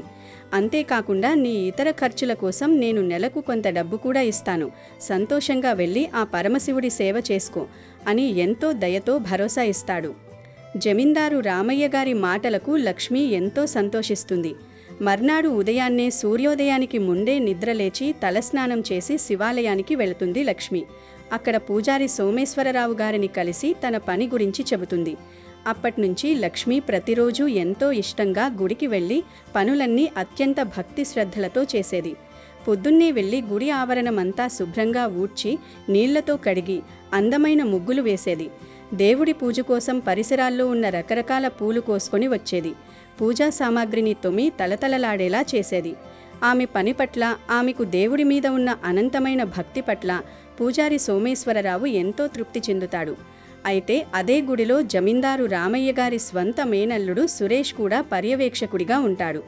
సురేష్ రోజంతా గుడిలోనే ఉన్నట్లు నటిస్తాడు గాని అతనికి దేవుడంటే ఇసుమంత కూడా భక్తి లేదు. పైగా అతను ఎంతో అత్యాసపరుడు, క్రూరుడు. గుడికి అవసరమైన సామాన్లు, పూజా ద్రవ్యాలు తీసుకురమ్మని జమీందారు రామయ్య ఎప్పుడు డబ్బులిచ్చినా సురేష్ ఆ డబ్బులో సగం మాత్రమే ఖర్చు చేసి నాసిరగ్గా వస్తువులు తెచ్చి మిగిలిన సగం డబ్బులు దొంగతనంగా తన జేబులో వేసుకునేవాడు. కానీ ఇప్పుడు గుడిలోకి లక్ష్మి రావడం వల్ల, ఆమె అన్నీ పద్ధతిగా నిజాయితీగా చేస్తుండడం వల్ల సురేష్కు తన దొంగతనాలకు అడ్డంకిగా మారింది. అందుకని అతను లక్ష్మిని చూడడానికి కూడా ఇష్టపడేవాడు కాదు. ఈమెను ఎలాగైనా సరే ఏదో ఒక నెపం మూపి ఇక్కడి నుంచి గెంటేయాలి అని ద్వేషంతో రగిలిపోయేవాడు. ఇదంతా ఏమాత్రం తెలియని లక్ష్మి ఎప్పుడూ తన పనుల్లో తాను నిమగ్నమై ఉండేది. ఆమె ఆ పరమశివుడికి ఎంతో శ్రద్ధతో నిష్ఠతో పూజలు చేసేది. ఎవరూ లేని సమయంలో శివలింగం దగ్గరకు వెళ్ళి తన కష్టాలన్నీ, మనసులోని బాధలన్నీ చెప్పుకొని కన్నీరు మున్నీరుగా విలపించేది. ఓ కైలాసవాస, పరమశివ, భోలాశంకర, నువ్వే నా దిక్కు స్వామి, నాపైన, నా దిక్కులేని బిడ్డపైన కొంచెం నీ దయ చూపించు తండ్రి, నా కష్టాలు తీర్చు అని మనస్ఫూర్తిగా ఆర్తితో వేడుకునేది. ఇలా రోజులు గడుస్తుండగా ఒకరోజు రాత్రి లక్ష్మి కూతురు రాధకు విపరీతమైన జ్వరం వస్తుంది. కూతురి బాధ చూడలేక లక్ష్మి రాత్రంతా కంటిమీద కునుకు లేకుండా సేవలు చేస్తుంది. అందువల్ల మరుసటి రోజు ఉదయం ఆమెకు గుడికి రావడానికి కొద్దిగా ఆలస్యమవుతుంది. ఇదే సరైన అదునుగా భావించిన సురేష్ తన మనస్సులో లక్ష్మి మీద ఉన్న కోపాన్నంతా తీర్చుకోవాలనుకుంటాడు. లక్ష్మి గుడి ఆవరణల్లోకి అడుగు పెట్టగానే ఎంతో క్రూరంగా అరుస్తాడు. లక్ష్మి కన్నీళ్లు పెట్టుకుంటూ క్షమాపణలడిగి వెంటనే ఏర్పు దిగమింగుకుంటూ గుడిని శుభ్రం చేయడంలో లీనమైపోతుంది. కొంతసేపటికి జమీందారు రామయ్య గారు గుడికి వస్తాడు. పూజారి సోమేశ్వరరావు గారికి కొంత డబ్బు ఇస్తూ, పూజారి గారు, ఇదిగోండి ఈ 400 రూపాయలు ఉంచుకోండి. వీటితో దేవుడికి నైవేద్యం కోసం మంచి పళ్ళు, ప్రసాదం తెప్పించండి. ఈరోజు సోమవారం కాబట్టి గుడికి భక్తులు చాలా ఎక్కువగా వస్తారు అని చెబుతాడు. దానికి పూజారి సరేనని తలూపి ఆ డబ్బు సురేష్కు ఇచ్చి పళ్ళు తీసుకురమ్మని చెప్తాడు. కానీ మోసగాడైన సురేష్ తాను స్వయంగా వెళ్లకుండా లక్ష్మి దగ్గరకు వెళ్ళి ఆ 400 రూపాయలలో నుంచి కేవలం 200 రూపాయలు మాత్రమే ఆమె చేతిలో పెట్టి పళ్ళు తీసుకుని రమ్మని ఆజ్ఞాపిస్తాడు. మిగిలిన 200 రూపాయలు తన జేబులో దాచేసుకుంటాడు. పాపం లక్ష్మి భయపడిపోయి ఇంకేమీ మాట్లాడకుండా బజారుకు వెళ్ళి ఆ 200 రూపాయలకు వచ్చిన పళ్ళు మాత్రమే కొని తీసుకువస్తుంది. గుడిలో పూజ పూర్తయ్యాక లక్ష్మి దేవుడికి నైవేద్యం పెట్టిన పళ్లను చిన్న చిన్న ముక్కలుగా కోసి భక్తులందరికీ పంచడం మొదలు పెడుతుంది. కానీ పళ్ళు తక్కువగా తీసుకురావడం వల్ల వచ్చిన భక్తులందరికీ ఆ ప్రసాదం సరిపోదు. అది చూసిన జమీందారు రామయ్య పూజారి దగ్గరకు వచ్చి, ఏంటిది పూజారి గారు, ప్రసాదం కోసం మీకు నేను 400 రూపాయలు ఇచ్చాను కదా, మరి ప్రసాదం తక్కువెలా పడింది అని ప్రశ్నిస్తాడు. పూజారి ఆ డబ్బు సురేష్కు ఇచ్చానని చెబుతాడు. అప్పుడు సురేష్ అత్యంత తెలివిగా ఒక నాటకం ఆడతాడు. ఆ 400 రూపాయలు లక్ష్మి చేతికే ఇచ్చానని, ఆమెని బజారుకు వెళ్లి పళ్ళు తీసుకువచ్చిందని అబద్ధం చెబుతాడు. లక్ష్మి కంగారు పడిపోతూ తనకు 200 ఇచ్చారని మొత్తుకుంటుంది. కానీ సురేష్ గట్టిగా అరుస్తూ దేవుడి సొమ్ముకే కక్కుర్తిపడిన నీచురాలిని అంటూ లక్ష్మి మీదకు కోపంగా వెళ్ళి ఆమెను బలంగా కిందకు తోసేస్తాడు. గర్భవతి అని కూడా చూడకుండా తోసేయడంతో లక్ష్మి కింద పడిపోతుంది. తలకు తీవ్రమైన గాయమై రక్తం వస్తుంటుంది. సరిగ్గా అదే సమయానికి సాక్షాత్తు ఆ పరమశివుడే కైలాసం నుంచి ఒక వృద్ధుడైన జంగమయ్య వేషంలో పళ్ళు అమ్ముకునే వ్యాపారిలా గుడిలోనికి వస్తాడు. ఆయన ముఖం ఎంతో తేజస్సుతో వెలిగిపోతూ ఉంటుంది. గుంపుగా ఉన్న జనాన్ని తోసుకుంటూ ముందుకు వచ్చి లక్ష్మిని రక్షిస్తూ నిలబడతాడు. లేదు బాబు, ఇందులో ఆమె తప్పేమీ లేదు. ఈమె బజారులో నా దగ్గరే పళ్ళు కొన్నది. నాకు పూర్తిగా 400 రూపాయలు ఇచ్చింది. కానీ నేనే దురాశతో ఎక్కువ డబ్బులకు ఆశపడి తూకల్లో మోసం చేసి ఆమెకు తక్కువ పళ్ళు ఇచ్చాను. భగవంతుని ప్రసాదం పేరుతో నేను ఈమెను మోసం చేశాను. దానికి నాకు చాలా పశ్చాత్తాపం అనిపించింది. దయచేసి నన్ను క్షమించండి. ఇదిగో ఈ పళ్ళు తీసుకోండి అని చెప్పి తన దగ్గర ఉన్న బోలెడన్ని పళ్ళ బుట్టలను అక్కడ పెడతాడు. ఆ తర్వాత ఎవరితో ఏమీ మాట్లాడకుండా ఆయన అక్కడి నుంచి మాయమైపోతాడు. లక్ష్మి ఆ పళ్లను కోసి భక్తులందరికీ తనివి తీరా పంచుతుంది. కానీ మరుసటి రోజు ఉదయం గుడిలో ఒక ఘోరం జరుగుతుంది. పూజారి వచ్చి చూసేసరికి గర్భగుడిలో ఉండాల్సిన శివపార్వతుల బంగారు విగ్రహం మాయమైపోయి ఉంటుంది. సురేష్ వెంటనే గట్టిగా అరుస్తూ, ఇది ఖచ్చితంగా ఈ పనికి మాలిన లక్ష్మి పనే అని, ఆమె కళ్ళు ఆ బంగారు విగ్రహం మీద పడ్డాయని మళ్ళీ కఠినమైన నిందలు వేస్తాడు. లక్ష్మి కన్నీరు మున్నీరుగా ఏడుస్తూ బతిమాలుకుంటుంది. జమీందారు రామయ్య పోలీసులకు ఫోన్ చేసి గుడికి పిలుస్తాడు. పోలీసులు వచ్చి లక్ష్మిని అరెస్టు చేయడానికి పట్టుకుంటారు. సరిగ్గా అదే సమయానికి నిన్న పళ్ళు ఇచ్చిన ఆ వృద్ధుడైన జంగమయ్య మళ్ళీ అక్కడికి వస్తాడు. దొంగతనం ఈమె చేయలేదని, ఆ దొంగ ఈ గుడిలోనే ఉన్నాడని అంటాడు. ఆ వృద్ధుడు జమీందారు రామయ్య వైపు తిరిగి వెంటనే పోలీసులను తీసుకొని సురేష్ ఇంటికి వెళ్ళి పెరట్లోని అరటి చెట్టు కింద మట్టిని తవ్వి చూడమని చెబుతాడు. అందరూ సురేష్ ఇంటికి వెళ్ళి తవ్వి చూస్తారు. ఆశ్చర్యంగా ఒక గుడ్డలో చుట్టి దాచిపెట్టిన శివపార్వతుల బంగారు విగ్రహం అక్కడ బయటపడుతుంది. అది చూసి అందరూ ఒక్కసారిగా షాక్ అవుతారు. సురేష్ దొరికిపోయి తనను తాను కాపాడుకోవడం కోసం ఇదంతా ఆ ముసలివాడి పని అని అబద్ధం చెబుతాడు. అప్పుడిక లాభం లేదనుకున్న ఆ వృద్ధుడు తన మానవ రూపాన్ని వదిలిపెడతాడు. ఒక్కసారిగా ఆకాశం ఉరుముతుంది. ఎటు చూసినా ఒక గొప్ప దివ్యమైన తేజస్సు కళ్ళు చెదిరిపోయేలా ప్రకాశిస్తుంది. ఆ వెలుగుల మధ్య నుంచి సాక్షాత్తు ఆ కైలాసనాథుడు, త్రినేత్రుడు, భోలాశంకరుడు తన అసలైన దివ్యమైన రూపంలో దర్శనమిస్తాడు. ఆయన అత్యంత తేజోవంతంగా సాక్షాత్కరించి, నేను సాక్షాత్తు ఆ కైలాసనాథుణ్ణి. ఈ లక్ష్మి నాకు అత్యంత ఇష్టమైన నా అనన్య భక్తురాలు. నేను ఎలాంటి కష్ట పరిస్థితుల్లోనైనా నా నిజమైన భక్తులను వదలను. దేవుడి సొమ్ము దొంగిలించి ఒక అమాయకురాలిపై నిందలు వేసిన సురేష్కు కఠినమైన శిక్ష తప్పకుండా పడాలి అని అంటాడు. సాక్షాత్తు ఆ పరమశివుణ్ణి తమ కళ్ల ముందు చూసి అందరూ భక్తి పారవస్యంతో సాష్టాంగ నమస్కారాలు చేస్తారు. పోలీసులు సురేష్ను అరెస్టు చేసి జైలుకి తీసుకువెళ్తారు.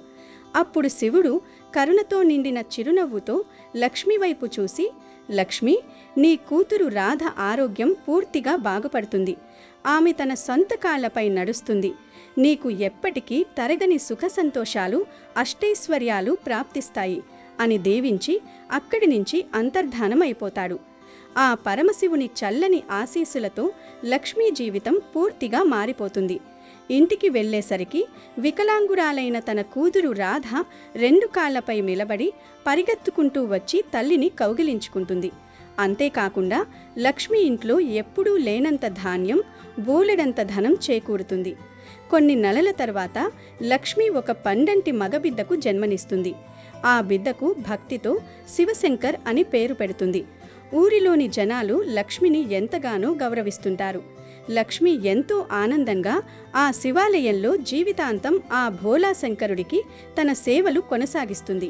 అలాగే ఈరోజు నాగుపాముని ఒక మహారాణి ఎందుకు పెళ్లి చేసుకుందో తెలిపే ఈ కథను వింటే చాలు, రాజయోగం పడుతుంది, దోషాలు పోతాయి, మీకు అన్నీ శుభాలే జరుగుతాయి. ఒకప్పుడు ఒక దట్టమైన అడవికి సమీపంలో నాగుపాములు పట్టుకుని జీవించే ఒక గిరిజన గుంపు ఉండేది. వారి దినచర్య అంతా అడవుల్లో తిరిగి క్రూరమైన విషపూరితమైన పాములను పట్టుకొని వాటి విషాన్ని అమ్మి లేదా వాటితో ఆటలాడించి పొట్టపోసుకోవడమే. అలా ఒకరోజు ఆ పాములు పట్టే వేటగాళ్ళు ఎప్పటిలాగే ఒక నిర్మానుష్యమైన సూర్యరశ్మి కూడా సరిగ్గా పడని దట్టమైన అడవిలోకి ప్రవేశించారు. అలా వారు అడవిలో ముందుకు వెడుతూ ఉండగా ఒక పెద్ద పురాతనమైన మర్రి చెట్టు కింద ఒక భారీ పుట్ట వారి కంటపడింది. ఆ పుట్ట పరిమాణం చూడగానే వారికి అర్థమైపోయింది, అందులో ఖచ్చితంగా ఒక 100 ఏళ్ల వయసున్న అతిపెద్ద నాగుపాము ఉండి తీరుతుందని. వెంటనే తమ దగ్గర ఉన్న పనిముట్లతో ఆ పుట్టను తవ్వడం మొదలుపెట్టారు. 1 అడుగు, 2 అడుగులు, అలా సుమారు 3 అడుగుల లోతు తవ్వగానే లోపల ఒక భయంకరమైన భారీ శేషనాగు లాంటి నాగుపాము కనిపించింది. దాని బుసలు కొట్టే శబ్దం ఆ అడవి అంతా ప్రతిధ్వనిస్తోంది. ఆ వేటగాళ్ళు తమ నైపుణ్యాన్ని అంతా ఉపయోగించి ఎంతో శ్రమపడి ఆ పామును పట్టుకుని తమ వెంట తెచ్చుకున్న ఒక ప్రత్యేకమైన వెదురుపెట్టలో బంధించి దానికి గట్టిగా తాళం వేశారు. ఎంతో విలువైన పాము దొరికిందన్న ఆనందంతో వారు తమ గూడెం వైపు ప్రయాణం సాగించారు. కొంత దూరం వెళ్ళిన తరువాత వారిలో ఒకడికి ఒక ఆలోచన వచ్చింది. ఈ పాము చాలా భయంకరంగా ఉంది, దీని విషం ముందుగా తీసేస్తే మనకు ప్రమాదం తప్పుతుంది కదా అని అన్నాడు. అందరూ దానికి అంగీకరించి ఎంతో జాగ్రత్తగా ఆ వెదురు పెట్టి తాళం తీసి తెరిచి చూశారు. పెట్టి తెరిచిన ఆ వేటగాళ్ల కళ్ళు ఆశ్చర్యంతో వింతగా తెరుచుకున్నాయి. వారి నోట మాట రాలేదు. అందులో తాము ఎంతో కష్టపడి బంధించిన భయంకరమైన నాగుపాము లేదు. దానికి బదులుగా కళ్ళు చెదిరే కాంతితో మెరిసిపోతున్న నవరత్నాలు పొదిగిన ఒక అద్భుతమైన విలువైన బంగారు హారం అందులో దర్శనమిచ్చింది. ఈ మనం పట్టుకుంది పామును కదా, అది ఈ హారంగా ఎలా మారిపోయింది? ఇదంతా ఏదో మాయలా ఉందే అని వారు తమలో తాము ఎంతో ఆశ్చర్యపోతూ మాట్లాడుకున్నారు. అప్పుడు వారిలో వయసులో పెద్దవాడైన ఒకడు ఇలా అన్నాడు, ఇది మామూలు పాము కాదు, దైవాంశ సంభూతమైన ఏదో నాగదేవతే అయి ఉంటుంది. ఇంతటి విలువైన అద్భుతమైన హారాన్ని మనలాంటి పేదవాళ్ళం దగ్గర ఉంచుకోవడం సురక్షితం కాదు. దీన్ని తీసుకువెళ్ళి మన శ్వేతరాజ్యపు మహారాజు చంద్రసేనునికి బహుమతిగా ఇద్దాం అన్నాడు. అందరికీ ఆ మాట సరైనదిగా అనిపించి వెంటనే ఆ పెట్టెను తీసుకుని చంద్రసేన మహారాజు రాజధాని వైపు బయలుదేరారు. చంద్రసేనుడు ఎంతో ధర్మప్రభువు. ఆ సమయంలో ఆయన తన ఆస్థానంలో మంత్రులతో రాజ్య వ్యవహారాల గురించి చర్చిస్తున్నాడు. పాములు పట్టేవారు వచ్చి మహారాజు దర్శనం కోరగానే సైనికులు వారిని సభలోకి అనుమతించారు. వారు మహారాజుకు వంగి నమస్కరించి తమకు అడవిలో దొరికిన ఆ వెదురు పెట్టెను ఆయన ముందు ఉంచి జరిగిన వింతను వివరించారు. దైవప్రసాదంగా భావించి ఈ హారాన్ని మీకే అప్పగించాలనుకున్నాం అని వినయంగా చెప్పారు. మహారాజు ఆ హారాన్ని చూడగానే దాని దివ్యమైన కాంతికి మంత్రముగ్ధుడయ్యాడు. వెంటనే తన ఖజానా నుండి వారికి 1000 బంగారు నాణాలు, పట్టు వస్త్రాలు బహుమతిగా ఇచ్చి ఎంతో గౌరవంగా సాగనంపాడు.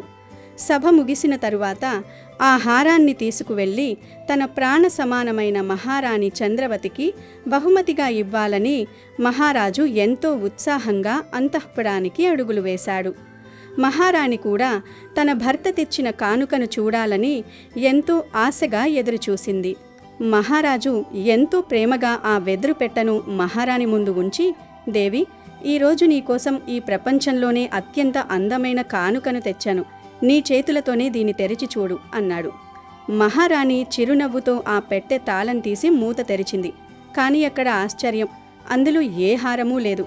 దానికి బదులుగా పాలగారే ముఖంతో దివ్యమైన తేజస్సుతో వెలిగిపోతున్న ఒక 5 రోజుల పసికందు చిరునవ్వులు చిందిస్తూ కనిపించాడు. ఆ పిల్లవాడిని చూడగానే మహారాణి మాతృహృదయం ఉప్పొంగిపోయింది.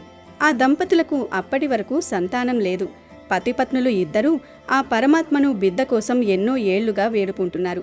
ఆ శ్రీకృష్ణుడే తమ మూర ఆలకించి ఈ బిడ్డను తమకు ప్రసాదించాడని వారు గట్టిగా నమ్మారు.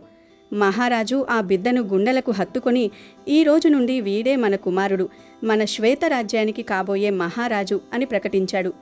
ఆ బాలుడికి నాగరాజు అని నామకరణం చేసి అల్లారు ముద్దుగా పెంచసాగారు. రాజ్యంలో ఎవ్వరికీ ఆ బాలుడు ఒక పాముల పెట్టెలో దొరికాడన్న అసలు రహస్యం తెలియదు. కాలచక్రం ఎంతో వేగంగా గిరిగిరా తిరిగిపోయింది. 18 ఏళ్ల వయసు వచ్చిన నాగరాజు సకల విద్యాపారంగతుడిగా, అందగాడిగా, వీరుడిగా ఎదిగాడు. ఇప్పుడతనికి వివాహం చెయ్యాలని మహారాజు నిర్ణయించాడు. పొరుగున ఉన్న శోభాపురి రాజ్యానికి చెందిన కమలధ్వజ మహారాజు కుమార్తె అపురూప సౌందర్యవతి, 14 విద్యలలో ఆరితేరిన తెలివైన రాకుమారి వైజయంతితో అతనికి అంగరంగ వైభవంగా వివాహం జరిపించారు. వివాహం తర్వాత మహారాజు చంద్రసేనుడు రాజ్యభారాన్ని యువరాజు నాగరాజుకు అప్పగించి తాను విశ్రాంతి తీసుకోవడం మొదలుపెట్టాడు. వైజయంతి నాగరాజుల దాంపత్య జీవితం ఎంతో అన్యోన్యంగా, ఆనందంగా సాగిపోతుంది. కానీ విధి ఆడే నాటకం ఎంతో విచిత్రంగా ఉంటుంది. ఆడవారి నోట్లో ఏ రహస్యమూ దాదదు అన్న నానుడి ప్రకారం ఒకరోజు వైజయంతి తన చెలికత్తలతో కలిసి అంతఃపురంలో ఉల్లాసంగా గడుపుతుండగా ఒక ముసలి దాసి ఆమె దగ్గరకు వచ్చింది. ఆ దాసికి యువరాజు పుట్టుక వెనుక ఉన్న రహస్యం గురించి కొద్దిగా తెలుసు. ఆమె తన నోటి దురదను ఆపుకోలేక, యువరాణి, ఒక మాట చెప్పనా? మీరు భర్త అయిన మహారాజు అసలు మన పాత మహారాజు గారి సొంత కొడుకు కాదని మీకు తెలుసా? ఆయన ఏ వంశానికి చెందినవాడు, ఆయన కన్నవారు ఎవరో ఎవరికీ తెలియదు అని ఒక పెద్ద బాంబు పేల్చింది. ఆ మాట వినగానే వైజయంతి గుండెలు అనుమానమనే బీజం పడింది. తన ప్రాణానికి ప్రాణమైన భర్త తన నుండి ఇంత పెద్ద రహస్యాన్ని దాచాడా అని ఆమె అహం దెబ్బతింది. ఆ రోజు రాత్రి నాగరాజు గదిలోకి రాగానే ఆమె సూటిగా అడిగేసింది, ప్రభు, మీరు నన్ను నిజంగా ప్రేమిస్తే మీ నిజమైన తల్లిదండ్రులు ఎవరో, మీ అసలు వంశమేదో నాకు చెప్పండి. లేకపోతే గంగమ్మ తల్లి సాక్షిగా నేను పచ్చి మంచినీళ్లు కూడా ముట్టుకోను, ప్రాణాలు వదిలేస్తాను అని పట్టుబట్టి కూర్చుంది. నాగరాజు ఎంతగానో నచ్చజెప్పాడు. దేవి, నువ్వు అనవసరమైన విషయాలు అడుగుతున్నావు. నేను ఈ రాజ్యానికి రాజును, నీ భర్తను. అది చాలదా? ఈ రహస్యం తెలుసుకుంటే నువ్వు నన్ను శాశ్వతంగా కోల్పోతావు. దయచేసి ముండిపట్టు పట్టకు అని బతిమిలాడాడు. కాని తాను పట్టిన కుందేలుకు 3 కాళ్ళు అన్నట్లు వైజయంతి వెనక్కి తగ్గలేదు. నాకు నిజం తెలియాల్సిందే అని భీష్మించుకు కూర్చుంది. ఇక చేసేదేమీ లేక నాగరాజు ఆమెను రథంపై ఎక్కించుకుని నగర శివారుల్లో ప్రవహిస్తున్న ఒక లోతైన నది వద్దకు తీసుకువెళ్లాడు. నది ఒడ్డున నిలబడి మళ్లీ చివరిసారిగా అడిగాడు, వైజయంతి, మళ్లీ ఆలోచించుకు. ఈ నీటిలో దిగి నిజం చెబితే నేను నీకు దక్కను. ఆమె వినలేదు. అప్పుడు నాగరాజు నెమ్మదిగా నదిలోకి అడుగులు వేశాడు. నీరు మోకాళ్ళ దాకా వచ్చింది. మళ్లీ అడిగాడు. ఆమె చెప్పాల్సిందే అంది. నడుము దాకా నీరు వచ్చింది. అప్పుడు అడిగాడు. ఆమె వినలేదు. చివరిగా నీరు పీకల లోతుకు రాగానే నాగరాజు ఒక్కసారిగా తన మానవ రూపాన్ని కోల్పోయి భయంకరమైన పడగ విప్పిన ఒక భారీ నాగుపాముగా మారిపోయాడు. ఆ క్షణంలోనే తనకు తన గత జన్మ, నాగలోకపు జ్ఞాపకాలు అన్నీ గుర్తుకొచ్చాయి. ఇక ఏమాత్రం ఆలస్యం చేయకుండా ఆ నీటిలో ఈదుకుంటూ నాగలోకానికి వెళ్ళిపోయాడు. అదంతా చూస్తున్న వైజయంతి గుండె ఆగిపోయినంత పనయింది.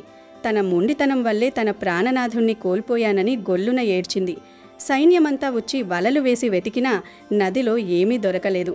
ఈ వార్త తెలిసి వృద్ధుడైన చంద్రసేన మహారాజు తీవ్ర అనారోగ్యానికి గురై మంచాన పడ్డాడు. కానీ వైజయంతి మాత్రం ఆశ వదులుకోలేదు. తన భర్త ఎక్కడో ఒక చోట ఉన్నాడని ఆమె నమ్మింది. దానికొక ఉపాయం ఆలోచించింది. ఎవరైతే నాకు ప్రతిరోజు ఒక కొత్త కథ చెబుతారో వారికి 100 బంగారు నాణాలు బహుమతిగా ఇస్తాను అని దేశమంతా దండోరా వేయించింది. అలా ఎంతోమంది వచ్చి రకరకాల కథలు చెబుతున్నారు. ఒకరోజు ఒక ముసలాయన వచ్చి తను అడవిలో దారి తప్పి ఒక రాత్రి మర్రి చెట్టు మీద తలదాచుకున్నానని, ఆ అర్ధరాత్రి వేళ అక్కడ సగం పాము సగం మనిషి ఆకారంలో ఉన్న నాగుల సభ జరిగిందని, అందులో నాగరాజు లాంటి ఒక యువకుడు విచారంగా ఉండటం చూశానని చెప్పాడు. ఆ యువకుడే తన భర్త అని వైజయంతికి అర్థమైపోయింది. వెంటనే ఆ వృద్ధుడికి 1000 నాణాలు ఇచ్చి పౌర్ణమి రోజు రాత్రి అతని సహాయంతో ఆ అడవిలోని మర్రి చెట్టు దగ్గరకు వెళ్ళింది. రాత్రి 2 జాములు దాటిన తర్వాత ఆ ప్రాంతమంతా ఒక మాయాలోకంలా మారిపోయింది. ఎక్కడెక్కడి నుంచో పాములు రావడం మొదలుపెట్టాయి. ఆకాశం నుండి సింహాసనాలు దిగివచ్చాయి. సగం మనిషి సగం పాము రూపంలో ఉన్న ఎంతోమంది నాగులు అక్కడ చేరారు. అందులో తన భర్తను చూసి వైజయంతి కన్నీరు మున్నీరైంది. సభ ముగిశాక అందరూ వెళ్ళిపోగా తన భర్త దగ్గరకు పరిగెత్తుకు వెళ్ళి అతని కాళ్లపై పడి కన్నీటితో క్షమాపణలడిగింది. తనను కూడా తన వెంట తీసుకువెళ్లమని బ్రతిమిలాడింది. అప్పుడు నాగరాజు విచారంగా, వైజయంతి, నువ్వు నా మాట వినకుండా చేసుకున్న ద్రోహమిది. ఇప్పుడు మా తండ్రిగారు నాకు నాగలోకంలో మరొక కన్యతో వివాహం నిశ్చయించారు. వచ్చే పౌర్ణమికి నా పెళ్లి. ఇక మనం కలవలేము అన్నాడు. కానీ ఆమె ఏడుపు చూసి తట్టుకోలేక, నీకు నన్ను దక్కించుకోవాలని నిజంగా అంత పట్టుదల ఉంటే వచ్చే పౌర్ణమి రోజు ఇక్కడ జరిగే సభకు ముందుగానే వచ్చి మా తండ్రిగారు కూర్చునే ప్రధాన సింహాసనం కింద దాక్కు. నా వివాహ ప్రస్తావన వచ్చినప్పుడు బయటకు వచ్చి నీ ధైర్యంగా నీ వాదన వినిపించు. ఆయన కరుణిస్తేనే మనం మళ్ళీ కలుస్తాము అని ఒక దారి చెప్పాడు. 1 రోజుల పాటు వైజయంతి అన్నపానీయాలు మానేసి ఆ శ్రీకృష్ణ పరమాత్మను ధ్యానిస్తూ కఠోర దీక్ష చేసింది. ఆ తదుపరి పౌర్ణమి రానే వచ్చింది. భర్త చెప్పినట్టే ఎవరికీ కనపడకుండా ముందుగానే వెళ్ళి ఆ నాగచక్రవర్తి సింహాసనం కింద దాక్కుంది. సభ మొదలైంది. వేలాది క్రూరమైన విషపూరితమైన పాములు బుసలు కొడుతూ అక్కడ చేరాయి. చివరికి నాగరాజు వివాహ ప్రస్తావన వచ్చింది.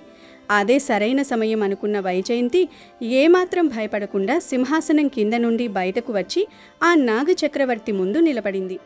ఒక సామాన్య మానవ స్త్రీ తమ రహస్య సభలోకి రావడంతో అక్కడున్న నాగులన్నీ కోపంతో బుసలకొట్టాయి. నాగచక్రవర్తి కళ్ళు ఎదరబడ్డాయి. ఎవరు నువ్వు? ఒక అల్పమైన మానవ మాత్రలవి. మృత్యువుకు కూడా భయపడకుండా ఈ నాగసభలోకి ఎలా అడుగుపెట్టావు? నిన్ను ఇప్పుడే క్షణాల్లో బూలిద చేయగలను అని గర్జించాడు. అప్పుడు వైజయంతి ఏమాత్రం బెదరకుండా ధైర్యం తెచ్చుకుని 2 చేతులు జోడించి, మహారాజా, నన్ను క్షమించండి. నేను ఒక అల్ప మానవ స్త్రీనే కావచ్చు, కానీ నేను మీ కోడలిని. మీ పక్కన ఉన్న ఆ యువరాజు ధర్మపత్నిని. నా భర్తను వెతుక్కుంటూ ఇక్కడికి వచ్చాను అని గట్టిగా చెప్పింది. ఆ మాట విన్న నాగచక్రవర్తి ఆశ్చర్యపోయి తన కొడుకు వైపు చూశాడు.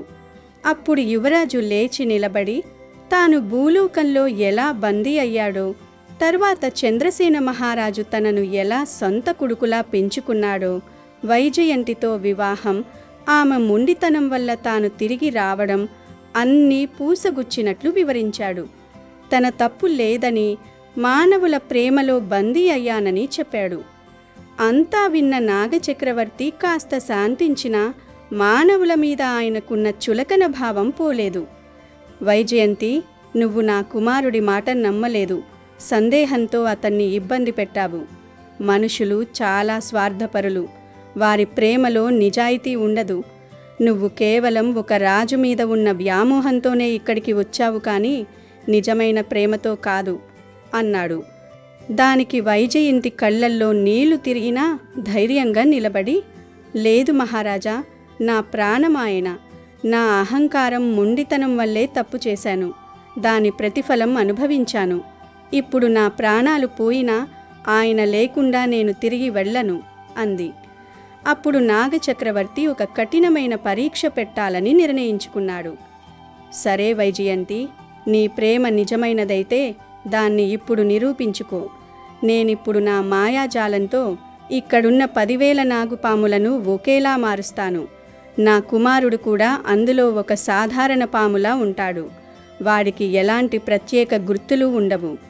నువ్వు నీ కళ్ళను నమ్ముకోకుండా కేవలం నీ హృదయం, నీ ప్రేమ ద్వారా ఈ 10,000 పాములలో నా కొడుకు ఎవరో గుర్తించి వాడి పడగ మీద చెయ్యి వేయాలి. పొరపాటున నువ్వు వేరే పామును తాకితే ఆ క్షణమే అది నిన్ను కాటేస్తుంది, నువ్వు చనిపోతావు. దీనికి సిద్ధమేనా అని సవాలు విసిరాడు. వైజయంతి ఏమాత్రం సంకోచించకుండా అంగీకరించింది. క్షణాల్లో ఆ ప్రాంతమంతా ఒకేలా ఉన్న భయంకరమైన 10,000 నల్లటి శేషనాగులతో నిండిపోయింది. అన్నీ ఒకేలా బుస్సలు కొడుతున్నాయి. వైజయంతికి ఒక్క క్షణం భయం వేసింది. కానీ వెంటనే కళ్ళు మూసుకుంది. తన భర్తతో గడిపిన క్షణాలను గుర్తు చేసుకుంది. అతని స్పర్శ, అతని శ్వాస, అతని ప్రేమను తన మనసులో నింపుకుంది. కళ్ళు తెరిచి ఆ వేలాది పాముల మధ్యలోకి నడుచుకుంటూ వెళ్ళింది. ఆమె మనసు ఒక పాము వైపు బలంగా లాగుతున్నట్లు అనిపించింది. ఏమాత్రం సందేహించకుండా వెళ్ళి ఒక పాము పడగ మీద ప్రేమగా చెయ్యి వేసింది. వెంటనే ఒక పెద్ద కాంతి వెలువడింది. ఆ పాము కాస్త తన ప్రియమైన భర్త నాగరాజుగా మారిపోయాడు. వైజయంతి ఆనందానికి అవధులు లేవు. ఆమె గెలుపు చూసి నాగచక్రవర్తి సైతం ఆశ్చర్యపోయాడు. మనుషుల ప్రేమలో ఉన్న అద్భుతమైన శక్తిని ఆయన గుర్తించాడు. నీ ప్రేమ గెలిచింది వైజయంతి. సందేహం బంధాన్ని విడదీసినా స్వచ్ఛమైన ప్రేమ దాన్ని మళ్ళీ కలిపింది అని దీవించాడు. తన కుమారుడికి ఒక వరమిస్తూ, నువ్వు ఇకపై స్వేచ్ఛగా మానవ రూపంలో ఉండి రాజ్యాన్ని పాలించుకోవచ్చు. కానీ ప్రతి ఏటా పౌర్ణమి రోజున మాత్రం మీరిద్దరూ వచ్చి ఈ నాగలోకాన్ని దర్శించుకోవాలి అని ఆదేశించాడు. ఎంతో సంతోషంతో ఆ దంపతులిద్దరూ నాగచక్రవర్తికి నమస్కరించి భూలోకానికి తిరిగి వచ్చారు. తన కొడుకు కోడలు క్షేమంగా తిరిగి రావడంతో మహారాజు చంద్రసేనుడి అనారోగ్యం ఒక్కసారిగా మాయమైపోయింది. రాజ్యమంతా పండుగ వాతావరణం నెలకొంది. వైజయంతి ఆ తరువాత ఎన్నడూ తన భర్తను అనుమానించలేదు. ఒకరినొకరు అర్థం చేసుకుంటూ ఆ శ్వేతరాజ్యాన్ని ఎంతో ధర్మబద్ధంగా, సుభిక్షంగా ఏళ్ల తరబడి పరిపాలించారు. కాబట్టి ఫ్రెండ్స్, బంధాల్లో అనుమానం వస్తే అది ఎంతటి విధ్వంసం సృష్టిస్తుందో, అదే సమయంలో క్షమాగుణం, స్వచ్ఛమైన ప్రేమ ఉంటే కోల్పోయిన దాన్ని కూడా ఎలా తిరిగి సాధించవచ్చో ఈ కథ మనకు ఎంతో అద్భుతంగా తెలియజేస్తుంది. అంతేకాదు, ఈరోజు శివయ్య పార్వతీదేవితో కలిసి ఒక చాకలివాడి జీవితాన్ని ఎంత అద్భుతంగా మార్చారో తెలిపే ఈ కథను వింటే చాలు, ఒక్క నిమిషంలో మీ జీవితం మారిపోతుంది. అష్ట ఐశ్వర్యాలు సిద్ధిస్తాయి. పూర్వం కృష్ణాపురం అనే అందమైన గ్రామంలో రామయ్య అనే ఒక పేద చాకలివాడు ఉండేవాడు. అతనికి సీత అనే భార్య, 2 చిన్నపిల్లలు ఉండేవారు. రామయ్య పుట్టినప్పటి నుండే పరమశివుని పట్ల అపారమైన భక్తి ప్రపత్తులు కలిగినవాడు. తన జీవితంలో కష్టం వచ్చినా, సంతోషం వచ్చినా కనీసం తాను తినే గుప్పెడు అన్నమైన ఆ గంగాధరుని దయవల్లే తనకు లభిస్తున్నాయని నమ్మి ఒక నిష్కల్మసమైన మనస్సు అతనిది. వృత్తిరీత్యా అతను ఆ ఊరి ప్రజలందరి బట్టలు ఉతికి వాటికి గంజి పెట్టి అద్భుతంగా ఇస్త్రీ చేసి ఇచ్చేవాడు. అతను ఒక్కరోజు పనికి వెళ్ళకపోయినా వాళ్ళ పూట గడవడం చాలా కష్టంగా ఉండేది. కాబట్టి ఎండనక వాననక లెక్క చేయకుండా తన ఆరోగ్యం ఎలా ఉన్నా నిత్యం కష్టపడుతూనే ఉండేవాడు. ఆ ఊరిలో ఉన్న జమీందారు ధర్మారావు ఇంట్లో బట్టలన్నీ రామయ్యే ఉతికేవాడు. రామయ్య చేతి చలవ వల్ల పాత బట్టలు కూడా కొత్త వాటిలా మెరిసిపోయేవి. కానీ ఆ జమీందారు రామయ్య శ్రమను ఏమాత్రం గుర్తించేవాడు కాదు. ఎన్ని సంవత్సరాలు గడుస్తున్నా రామయ్యకు ఇచ్చే కూలిలో ఒక్క రూపాయి కూడా పెంచేవాడు కాదు. రామయ్య చేసే పనికి, బట్టలకు వచ్చే మెరుపుకు ఊర్లో మంచి పేరు ఉన్నప్పటికీ జమీందారు మాత్రం ఆ విషయం రామయ్యకు ఏమాత్రం తెలియనిచ్చేవాడు కాదు. ఒకరోజు రామయ్య ఎంతో ధైర్యం చేసి జమీందారు దగ్గరకు వెళ్ళి, అయ్యా ధర్మారావు గారు, ఎన్నో ఏళ్ల నుంచి మీ ఇంటి బట్టలు ఉతుకుతున్నాను, రంగులు వేస్తున్నాను. నా పనితనం మీకు తెలుసు. నా మీద కాస్త దయ ఉంచి ఇప్పటి నుండైనా నా కూలి కొంచెం పెంచి ఇవ్వండి. రోజురోజుకు నిత్యావసరాల ధరలు పెరిగిపోయి మా బ్రతుకులు చాలా కష్టంగా మారాయి అని ప్రాధేయపడ్డాడు. అందుకు ఆ జమీందారు బెటకారంగా నవ్వి, రామయ్య, నీకు అసలు బయట ప్రపంచం తెలియదు. ఇప్పుడు అందరూ కొత్త రకం బట్టలు కొనుక్కుంటున్నారు గాని పాత బట్టలు ఉతికించుకుని గంజి పెట్టించుకుని కట్టేవారు ఎవరూ లేరు. నేను కేవలం నీ మీద జాలితో మాత్రమే ఈ పని ఇస్తున్నాను. నీకు ఒక్క రూపాయి ఎక్కువ ఇచ్చేది లేదు. ఇష్టమైతే చెయ్యి, లేదంటే మానుకో అని కఠినంగా చెప్పాడు. ఆ మాటలు వినగానే రామయ్య కళ్ళు చెమర్చాయి. అత్యంత బాధతో జమీందారు విసిరేసిన కొద్దిపాటి చిల్లర డబ్బులు తీసుకుని అక్కడి నుండి తన ఇంటికి బయలుదేరాడు. దారిలో నడుస్తూ తనలో తానే ఇలా మనసులో శివునితో మొరపెట్టుకున్నాడు. పరమేశ్వర, నిన్నే నమ్ముకున్నాను. నువ్వే నా సర్వస్వం. చిన్ననాటి నుండి ఏ రోజు కడుపు నిండా తిని సంతోషంగా ఉన్న పాపాన పోలేదు. ఎంత కష్టపడినా ఏ రోజుకు ఆ రోజుకే సరిపోతుంది. నా పిల్లలకు సరైన తిండి పెట్టలేకపోతున్నాను. అమ్మా భవానీమాత, నువ్వైనా ఆ బోలాశంకరుడికి చెప్పి నన్ను కరుణించమని అడగలేవా తల్లి అని కన్నీరు మున్నీరుగా విలపిస్తూ వెళ్ళిపోతాడు. ఇదంతా కైలాసం నుండి గమనిస్తున్న పార్వతీదేవి మనసు కరిగిపోయింది. వెంటనే ఆమె పరమేశ్వరుడికు, నాథా, మీ భక్తుడు ఈ పేదరికాన్ని ఇంకెంతకాలం భరించాలి? రాత్రింబవళ్ళు మీ నామాన్నే స్మరించే ఆ అమాయకుడి కష్టాలు మీకు కనిపించడం లేదా? అతని పరిస్థితి చూస్తుంటే నాకే కన్నీళ్లు వస్తున్నాయి. దయచేసి అతనికి ఏదైనా సహాయం చేయండి, అతని తలరాతను మార్చండి అని అడిగింది. అందుకు పరమశివుడు చిరునవ్వు నవ్వి, దేవి, రామయ్య నా పరమభక్తుడే, అందులో సందేహం లేదు. కానీ అతని దగ్గర దురదృష్టం మాత్రమే లేదు, కర్మఫలం కూడా ఉంది. నేను ఇప్పుడు నేరుగా అతనికి సహాయం చేసినా అది అతనికి దక్కదు. ఎవరి అదృష్టాన్నైనా వారి శ్రమ మాత్రమే మార్చగలదు అని అన్నాడు. కానీ పార్వతీదేవి ఆ మాటలతో ఏకీభవించలేక, ప్రభు, మీరు ఇవ్వకూడదనుకుంటున్నారు, కానీ ఒక భక్తుణ్ణి ఇంతగా నిర్లక్ష్యం చేయడాన్ని నేను చూడలేను. నేను స్వయంగా అతనికి సహాయం చేస్తాను అని పట్టుబడింది. మరుసటి రోజు ఉదయాన్ని రామయ్య ఊరిలోకి పనిమీద వెళ్తూ దారిలో ఉన్న శివాలయం ముందుగా నడుస్తున్నాడు. అదే సరైన సమయం అనుకున్న పార్వతీదేవి రామయ్య నడిచే దారిలో ఒక పెద్ద బంగారు కాసుల మూటను సృష్టించి పడేలా చేస్తుంది. సరిగ్గా అదే సమయానికి గుడిలో నుంచి పూజారి గంభీరమైన స్వరంతో శివ పంచాక్షరి మంత్రాన్ని, మహామృత్యుంజయ మంత్రాన్ని అత్యంత భక్తి శ్రద్ధలతో పఠిస్తుంటాడు. ఆ వేద మంత్రాల ధ్వని వినగానే రామయ్య మైమరిచిపోయాడు. తన కష్టాలన్నీ మరచిపోయి 2 చేతులు జోడించి కళ్ళు మూసుకుని శివనామ స్మరణ చేస్తూ దారిలో ఉన్న ఆ బంగారు మూటను పక్కకు దాటుకుని ముందుకు వెళ్ళిపోతాడు. కైలాసంలో ఉన్న శివుడు నవ్వుతూ, చూసావా పార్వతి, నువ్వు సహాయం చెయ్యాలని ఎంతగా అనుకున్నా అది అతనికి అందలేకపోయింది అన్నాడు. పట్టువదలని పార్వతీదేవి, స్వామి, మరొక విధంగా అతనికి సహాయం చేస్తాను అని బదులిచ్చింది. మరొక రోజు రామయ్య బట్టల మూట భుజాన వేసుకుని నదివైపు వెళ్తుండగా దారిలో ఒక వృద్ధురాలు నడవలేక ఇబ్బంది పడుతూ కనిపిస్తుంది. రామయ్య వెంటనే ఆమె వద్దకు వెళ్ళి, అమ్మా, ఏమైంది? ఎందుకలా నీరసంగా ఉన్నారు అని ఆప్యాయంగా అడిగాడు. ఆ వృద్ధురాలు, నాయనా, నేనీ ఊరికి కొత్త, ఇక్కడి గుడికి వెళ్లాలని వచ్చాను, కానీ దారి తెలియడం లేదు. పైగా ఈ సామాను మోయలేకపోతున్నాను అని చెప్పింది. రామయ్య వెంటనే ఆమె సామాన్ల మూటను తన తలపై పెట్టుకుని ఆమెను సురక్షితంగా శివాలయం వద్దకు చేర్చాడు. ఆ వృద్ధురాల సంతోషించి, నాయనా, అడగగానే నాకు ఎంతో సహాయం చేశావు. ఇదిగో ఈ బంగారు నాణాన్ని ఉంచుకో, దీన్ని అమ్ముకుంటే మీ కష్టాలన్నీ తీరిపోతాయి అని ఒక ధగధగ మెరిసే నాణాన్ని ఇచ్చింది. రామయ్య ఎంతో సంతోషించి ఆ నాణాన్ని జాగ్రత్తగా తన నడుముకున్న వస్త్రానికి కట్టుకుని అక్కడి నుంచి నదికి బయలుదేరాడు. నిజానికి ఆ ముసలావిడెవరో కాదు, పార్వతీమాతే. నది దగ్గరకు చేరుకున్న రామయ్య ఉతకాల్సిన బట్టలను పక్కన పెట్టి నీళ్లలోకి దిగాడు. అప్పుడే అతని కంటికి నీటిపై తేలుతున్న ఒక అద్భుతమైన బంగారు రంగు చేప కనిపించింది. ఆహా, ఈ చేప ఎంత అందంగా ఉంది! దీన్ని పట్టుకొని ఇంటికి తీసుకువెళితే నా పిల్లలు ఎంతో సంతోషిస్తారు కదా అనుకొని దానిని పట్టుకోవడానికి నదిలో కొంచెం ముందుకు వెళ్ళాడు. అక్కడ లోతు ఎక్కువగా ఉండటంతో రామయ్య కాలు జారి నీళ్లలో సగానికి పైగా మునిగిపోయాడు. ఆ కంగారులో అతను నడుముకు కట్టుకున్న బంగారు నాణెం జారిపోయి నది అడుగుకు చేరిపోయింది. ఆ చేప కూడా మాయమైపోయింది.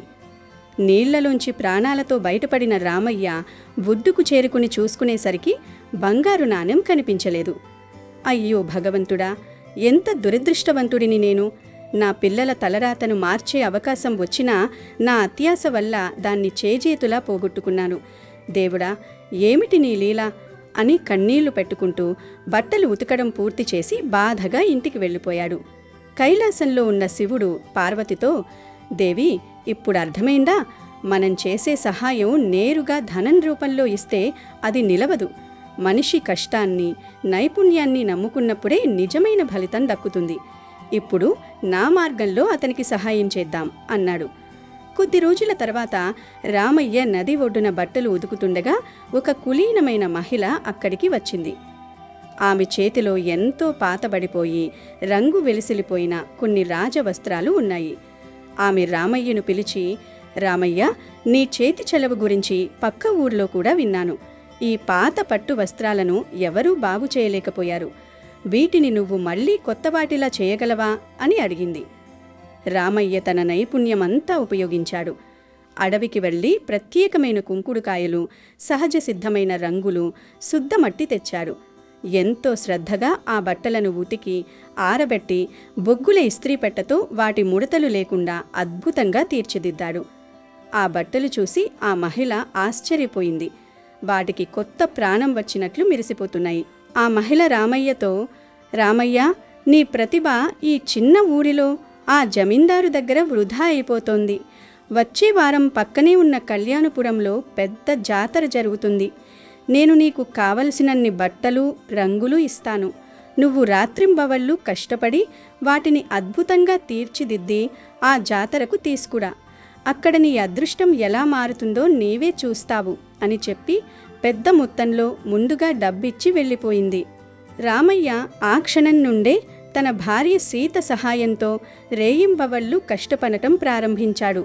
వారం రోజుల పాటు నిద్రపోకుండా పాత బట్టలను సేకరించి వాటిని ఉతికి సహజ రంగులు అద్ది అద్భుతంగా ఇస్త్రీ చేసి సిద్ధం చేశాడు. 8వ రోజు ఉదయాన్నే ఆ మహిళ తిరిగి వచ్చింది. ఆమెతో కలిసి రామయ్య కళ్యాణపురం జాతరకు వెళ్ళాడు. జాతరలో రామయ్య ఒక చిన్న దుకాణం ఏర్పాటు చేసి తన బట్టలను ప్రదర్శించాడు. అక్కడికి వచ్చిన జనం రామయ్య ప్రతిభను చూసి ఆశ్చర్యపోయారు. అబ్బా, పాత బట్టలను ఇంత అద్భుతంగా కొత్తవాటిలా మార్చడం మేమెప్పుడూ చూడలేదు అంటూ ఊరివారంతా బారులు తీరారు. ఎంతోమంది కులీనులు, వ్యాపారులు తమ బట్టలను బాగు చేయమని పెద్ద పెద్ద ఆర్డర్లు ఇచ్చారు. చూస్తుండగానే రామయ్య తెచ్చిన బట్టలన్నీ మంచి ధరకు అమ్ముడుపోయాయి. అయితే అందులో ఒక ఎరుపు రంగు పట్టుచీరను మాత్రం రామయ్య అమ్మకుండా పక్కన పెట్టాడు. ఈ చీర నాకు కావాలి అని అడిగిన వారందరికీ, క్షమించండి, ఇది నాకు ఈ దారి చూపించిన ఆ తల్లి కోసం దాచిన చీర అని సున్నితంగా తిరస్కరించాడు. చివరికి జాతర ముగిసే సమయానికి రామయ్య దగ్గర ఎన్నడూ చూడనంత ధనం పోగుబడింది. కృతజ్ఞత చెప్పడానికి ఆ మహిళ కోసం వెతుకుతుండగా ఆ మహిళ గుంపులోంచి నడుచుకుంటూ వెళ్ళి దగ్గరలో ఉన్న దుర్గమ్మ గుడిలోకి ప్రవేశించడం రామయ్య చూశాడు. ఆమె వెనుకనే పరుగెత్తుకుంటూ వెళ్ళిన రామయ్య గుడిలోకి వెళ్ళి చూడగా అక్కడ ఆ మహిళ లేదు. గర్భగుడిలో అమ్మవారి విగ్రహం దివ్య తేజస్సుతో వెలిగిపోతూ కనిపించింది. అప్పుడు రామయ్యకు అసలు నిజం అర్థమైంది. తనను కరుణించడానికి సాక్షాత్తు ఆ జగన్మాత పార్వతీదేవియే స్వయంగా వచ్చిందని గ్రహించాడు. ఆనంద బాష్పాలతో, తల్లి భవానీ, నా శ్రమను గుర్తించి నాకు దారి చూపించావా? నా జన్మ ధన్యమైపోయింది అంటూ ఆ ఎరుపు రంగు చీరను అమ్మవారి పాదాల వద్ద ఉంచి సాష్టాంగ నమస్కారం చేశాడు. కైలాసంలో ఈ దృశ్యాన్ని చూస్తున్న పార్వతీదేవి ఎంతో సంతోషించి, స్వామి, మీ మాట అక్షరాలా నిజం. మనిషికి శ్రమ, నమ్మకం, సహనం ఉంటే ఎలాంటి దురదృష్టమైనా అదృష్టంగా మారుతుంది. రామయ్య తన నైపుణ్యంతో, కృషితో తన జీవితాన్ని మార్చుకున్నాడు అంది. అందుకు పరమేశ్వరుడు చిరునవ్వుతో, అవును దేవి, దైవం కేవలం అవకాశాన్ని, మార్గాన్ని మాత్రమే చూపగలదు. దాన్ని అందిపుచ్చుకుని తమ చెమట చిందించి కష్టపడినప్పుడే మనుషులకు నిజమైన విజయం వరిస్తుంది అని పలికాడు. ఆ రోజు నుండి రామయ్య తన వృత్తిని మరింత అభివృద్ధి చేసుకుని కళ్యాణపురంలో పెద్ద వ్యాపారిగా ఎదిగాడు. తన గత కష్టాలను, పేదరికాన్ని మరచిపోకుండా చుట్టుపక్కల ఉన్న పేదవారికి ఎంతో సహాయం చేస్తూ శివపార్వతుల కృపను ఎల్లప్పుడూ స్మరిస్తూ తన కుటుంబంతో సంతోషంగా జీవించాడు. శ్రమిస్తే దైవకృప కూడా తప్పక తోడవుతుంది అన్న గొప్ప పాఠం రామయ్య జీవితం అందరికీ చాటి చెప్పింది. ఈ నాగపంచమి సందర్భంగా భగవంతుడు మనతోనే ఎప్పుడూ నీడలా తోడు ఉంటాడని తెలిపే ఈ కథను వింటే చాలు, పాపాలు పోతాయి. ఎంతో అదృష్టం ఉంటే తప్ప ఈ కథని వినలేరు. పూర్వం కృష్ణాపురం అని ఒక అందమైన గ్రామం ఉండేది. ఆ గ్రామంలో రామయ్య అనే ఒక గృహస్థుడు నివసించేవాడు. అతనికి భార్య, 2 పిల్లలుండేవారు. రామయ్య ఎంత కష్టపడి పనిచేసినా అతనికి దురదృష్టం వెన్నంటే ఉండేది. పూట గడవడమే చాలా కష్టంగా ఉండేది. రోజులు గడుస్తున్న కొద్దీ అతని దారిద్ర్యం మరింత పెరిగిపోయింది. ఇంట్లో తినడానికి ఒక చిన్న గింజ కూడా లేని పరిస్థితులు తలెత్తాయి. భార్య, పిల్లలు ఆకలితో అలమటిస్తుంటే చూడలేక రామయ్య గుండె పగిలేలా ఏడ్చేవాడు. ఊళ్ళో ఉన్న వాళ్ళందరినీ సహాయం అడిగారు, కానీ ఎవరూ అతనికి పెద్దగా సహాయం చేయలేకపోయారు. ఇలాంటి భయంకరమైన దుర్భర పరిస్థితుల్లో ఒకరోజు పరమానంద స్వామి అనే ఒక గొప్ప తపస్సంపన్నుడైన మహాత్ముడు ఆ ఊరికొచ్చాడు. ఆయన ముఖంలో ఎంతో తేజస్సు, మాటల్లో ఎంతో ప్రశాంతత ఉండేవి. ఆయన ప్రతి ఇంటికి వెళ్ళి భిక్షాటన చేస్తూ చివరకు రామయ్య ఇంటి ముందుకు వచ్చాడు. గుమ్మం ముందు నిలబడి దేహి నారాయణ హరి అంటూ భిక్ష అడిగాడు. ఆ పిలుపు విన్న రామయ్య భారమైన అడుగులతో బయటకు వచ్చాడు. ఎదురుగా ఉన్న ఆ మహాత్ముడిని చూడగానే రామయ్యకు తెలియని ఒక భావోద్వేగం కట్టలు తెంచుకుంది. ఇంకా ఏమాత్రం ఆలోచించకుండా ఆ స్వామివారి పాదాలపై పడి కన్నీరు మున్నీరుగా విలపించడం మొదలుపెట్టాడు. ఆ దృశ్యం చూసి చలించిపోయిన పరమానంద స్వామి, నాయనా, ఎందుకింతగా కుమిలిపోయి ఏడుస్తున్నావు? నీ బాధ ఏమిటి అని ఎంతో ప్రేమగా అడిగాడు. అప్పుడు రామయ్య కన్నీళ్లు తుడుచుకుంటూ, స్వామి, ఈ విశాలమైన ప్రపంచంలో నాంతటి దురదృష్టవంతుడు, దరిద్రుడు బహుశా ఎవరూ ఉండరేమో. మీరు ఒక మహాత్ములు, మా ఇంటికి వచ్చి భిక్ష అడుగుతున్నారు. కానీ మీకు గుప్పెడు బియ్యం వేసేంత స్తోమత కూడా నాకు లేదు. నా దారిద్ర్యాన్ని చూసి నాకే సిగ్గేస్తోంది. గత 3 రోజుల నుండి మా ఇంట్లో పొయ్యి వెలగలేదు. నా భార్య, పిల్లలు పస్తులుండి నీరసించిపోయారు. ఊళ్ళో వాళ్ళని అడిగినా మా ఆకలి బాధలు తీరడం లేదు. నాబోటి ఆకలి గొన్నవాడు, అభాగ్యుడు ఈ లోకంలోనే ఎక్కడా ఉండడు స్వామి అంటూ భోరున విలపించాడు. అప్పుడు ఆ పరమానంద స్వామి ఒక చిరునవ్వు నవ్వి రామయ్య భుజం తట్టి ఇలా అన్నాడు, ఓ పిచ్చివాడా, ఈ అజ్ఞానపు మాటలు ఎందుకు మాట్లాడుతున్నావు? ఈ ప్రపంచంలో నీ ఎంతటి ధనవంతుడు మరొకరు లేరు. నువ్వు తలుచుకుంటే ఏ క్షణమైనా ఈ ఊళ్ళో ఉన్న వాళ్ళందరినీ కోటీశ్వరులుగా మార్చగలవు. అత్యంత నిరుపేదను కూడా క్షణంలో కుబేరుడిగా చేయగలవు. నీకున్న దారిద్ర్యాన్ని చిటికలో దూరం చేసుకోగలవు. అంతటి అపారమైన సామర్థ్యం, శక్తి మీ సొంతం. కానీ పాపం నీకు నీ శక్తి గురించి, నీ దగ్గర ఉన్న సంపద గురించి ఏమాత్రం అవగాహన లేదు అని అన్నాడు. ఆ మాటలు విన్న రామయ్యకు పిచ్చి కోపం వచ్చింది. ఒక పక్క ఏడుపు వస్తున్నా నవ్వుతూ, స్వామి, మీరేమైనా మాయమాటలు చెబుతున్నారా? లేక నా పరిస్థితి చూసి నాతో పరిహాసమాడుతున్నారా? నా దగ్గర చిల్లి గవ్వలేదు. నా పిల్లలకు పట్టెడు అన్నం పెట్టలేకపోతున్నాను. నన్ను చూసి మీరేమో నాకంటే ధనికుడు లేడని అంటున్నారు. మీరు నా పరిస్థితికి పూర్తిగా విరుద్ధంగా మాట్లాడుతున్నారు. నాకు ఏమీ అర్థం కావడం లేదు అని అన్నాడు. వెంటనే పరమానంద స్వామి రామయ్య ఇంటి లోపలికి నడిచాడు. ఇల్లు మొత్తం పరికించి చూశాడు. మూలన పడి ఉన్న ఒక నల్లటి రాతి ముక్కను చూసి దాన్ని చేతిలోకి తీసుకొని, రామయ్య, ఇదేమిటి అని అడిగాడు. రామయ్య విసుగ్గా, స్వామి, అది ఒక పాత రాయి, ఎప్పటి నుండో అక్కడే పడి ఉంది అని అన్నాడు. స్వామి మళ్ళీ దాన్ని తదేకంగా చూస్తూ, ఇది నిజంగా రాయేనా? మళ్ళీ చూసి చెప్పు అన్నాడు. రామయ్యకు కోపం వచ్చి, అవును స్వామి, అది 100కు 100% రాయి మాత్రమే అన్నాడు. అప్పుడు స్వామి నవ్వుతూ, నాయనా, జ్ఞానులైన వారు దీనిని రాయిగా భావించరు. ఇది అత్యంత విలువైనది అని అన్నాడు. రామయ్య అహంకారంతో, మీరు ఏమైనా అనుకోండి స్వామి, కానీ మీరు నన్ను అడిగితే ఊళ్ళో ఉన్న వేల మందిని పిలిపించి ఇది కేవలం రాయి మాత్రమే అని వాళ్ళందరి చేత ఒప్పించగలను అన్నాడు. అప్పుడు స్వామి, వేల మంది అజ్ఞానుల మాటలు వినాలా, లేక ప్రత్యక్షంగా నా కళ్ళకు కనిపిస్తున్న సత్యాన్ని నేను నమ్మాలా అని అడిగాడు. రామయ్యకు అర్థం కాక, ఇందులో మీకు సత్యం ఏం కనిపిస్తోంది స్వామి, మీకేమైనా దృష్టి దోషం ఉందా అని వ్యంగ్యంగా అన్నాడు. దానికి స్వామి, ఓ వెర్రివాడా, దృష్టి దోషం ఉన్నది నాకు కాదు, నీకు. నువ్వు ఎప్పుడైనా స్పర్శవేది గురించి విన్నావా అని అడిగాడు. రామయ్య కొంచెం ఆలోచించి, అవును స్వామి, చిన్నప్పుడు మా తాతయ్య కథల్లో చెబుతుంటే విన్నాను. ఇనుముకు ఆ స్పర్శవేదిని తాకిస్తే ఆ ఇనుమంతా స్వచ్ఛమైన బంగారంగా మారిపోతుందని విన్నాను అన్నాడు. అప్పుడు స్వామి చేతిలో ఉన్న రాయిని చూపిస్తూ, నాయనా, ఎన్నో సంవత్సరాల నుండి నీ ఇంట్లో మూలన పడి ఉన్న ఈ రాయి సామాన్యమైన రాయి కాదు, ఇదే ఆ అద్భుతమైన స్పర్శవేది. కావాలంటే మీ ఇంట్లో ఉన్న ఏదైనా ఇనుప వస్తువు తీసుకురా అని అన్నాడు. రామయ్యకు నమ్మకం కుదరకపోయినా ఇంట్లో ఉన్న ఒక పాత ఇనుప గిన్నెను, ఒక తుప్పు పట్టిన కుంపటిని తీసుకొచ్చి స్వామి ముందు పెట్టాడు.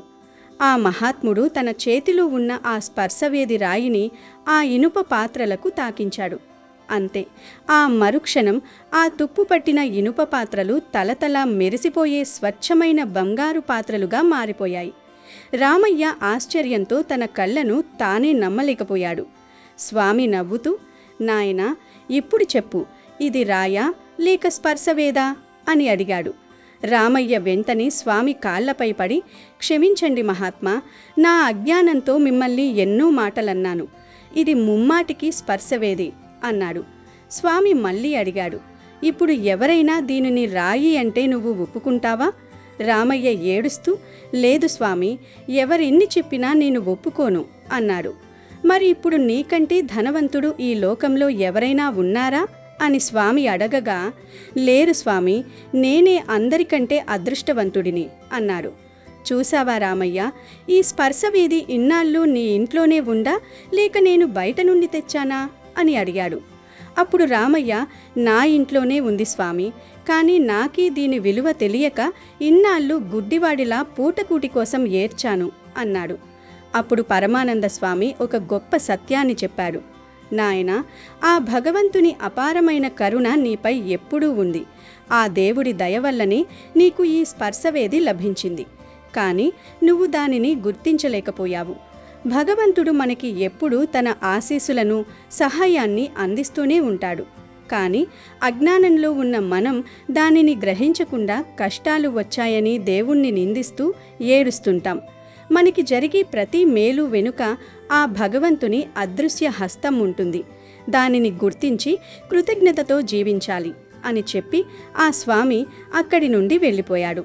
ఆ తర్వాత రామయ్య ఆ సంపదతో తన కుటుంబాన్ని పోషించుకుంటూ, పేదవారికి సహాయం చేస్తూ, నిత్యం భగవంతుని ధ్యానం చేస్తూ ఆనందంగా జీవించాడు.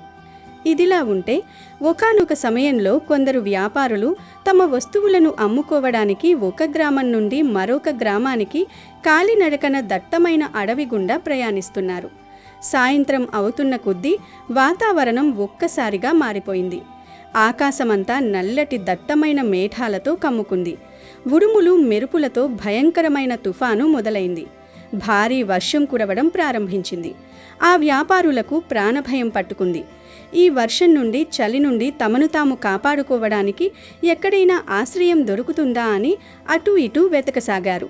అదృష్టవశాత్తు వారికి ఆ అడవిలో ఒక పాత శిథిలావస్థలో ఉన్న సత్రం కనిపించింది. అందరూ పరుగెట్టుకుంటూ వెళ్ళి ఆ సత్రంలోకి ప్రవేశించారు. ఆ సత్రం చాలా పెద్దది. అందులో ఎన్నో గదులున్నాయి. వర్షం తీవ్రతకి సత్రం పైకప్పు నిండి నీళ్లు కారుతున్నాయి. బయట వీస్తున్న భయంకరమైన చల్లటి గాలికి సత్రం లోపల ఉన్న గదులన్నీ ఫ్రిడ్జ్లాగా చల్లబడిపోయాయి. చీకటి పడిపోయింది. ఆ వ్యాపారులు చలికి గజగజ వణికిపోతున్నారు.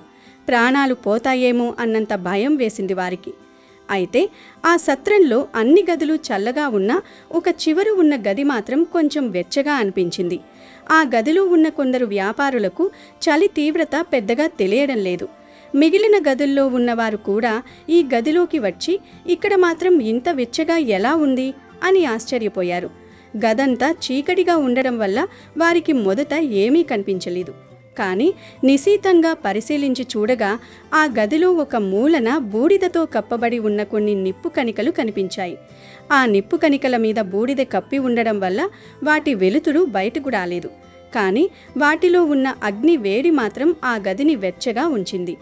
ఆ నిప్పు కణికల పక్కనే ఎండిపోయిన కట్టలు చాలా పేర్చి ఉన్నాయి.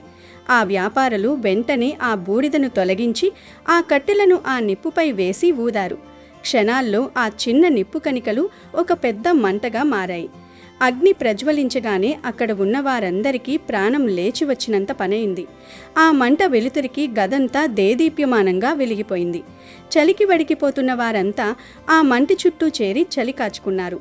కొంతసేపటికి ఆకలి వేస్తుంటే కొందరు ఆ నిప్పును ఉపయోగించి తమ దగ్గర ఉన్న సరుకులతో వంట చేసుకున్నారు. మరికొందరు ఆ నిప్పు నుండి చిన్న చిన్న దివిటీలు వెలిగించుకుని మిగిలిన గదుల్లోకి వెళ్లి వెలుతురును ఏర్పాటు చేసుకున్నారు. ఇంకొందరు భక్తిభావంతో ఆ అగ్నిని దేవుడిగా భావించి అక్కడ దొరికిన ఆకులతో హోమం చేస్తూ భగవంతుణ్ణి ప్రార్థించారు. ఇక్కడ మనం నిశితంగా గమనించాల్సిన ఒక గొప్ప పరమార్థం ఉంది. ఆ గదిలో అగ్ని బూడిద కింద దాగి ఉందని ఆ వ్యాపారులకు మొదట తెలియదు. అది తెలియకపోయినా సరే ఆ అగ్ని తన వేడిని వారికి అందిస్తూనే ఉంది. వారిని చలి నుండి రక్షిస్తూనే ఉంది.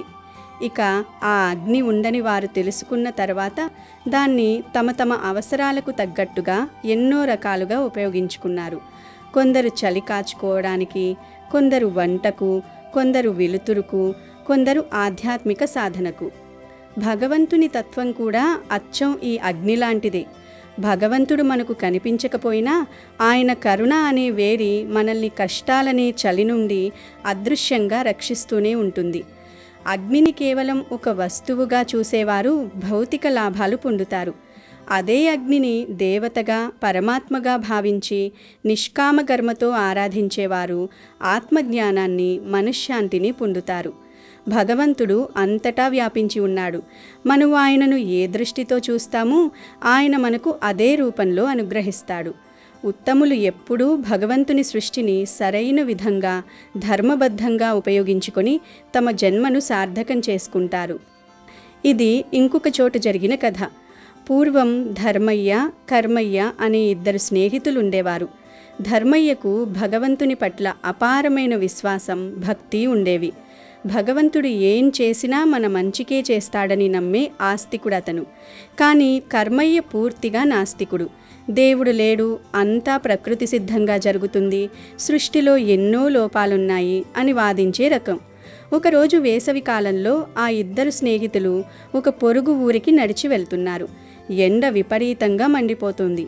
అలసిపోయిన వారిద్దరూ దారి పక్కన ఉన్న ఒక మహావృక్షం, ఒక పెద్ద మామిడి చెట్టు కింద విశ్రాంతి తీసుకోవడానికి కూర్చున్నారు.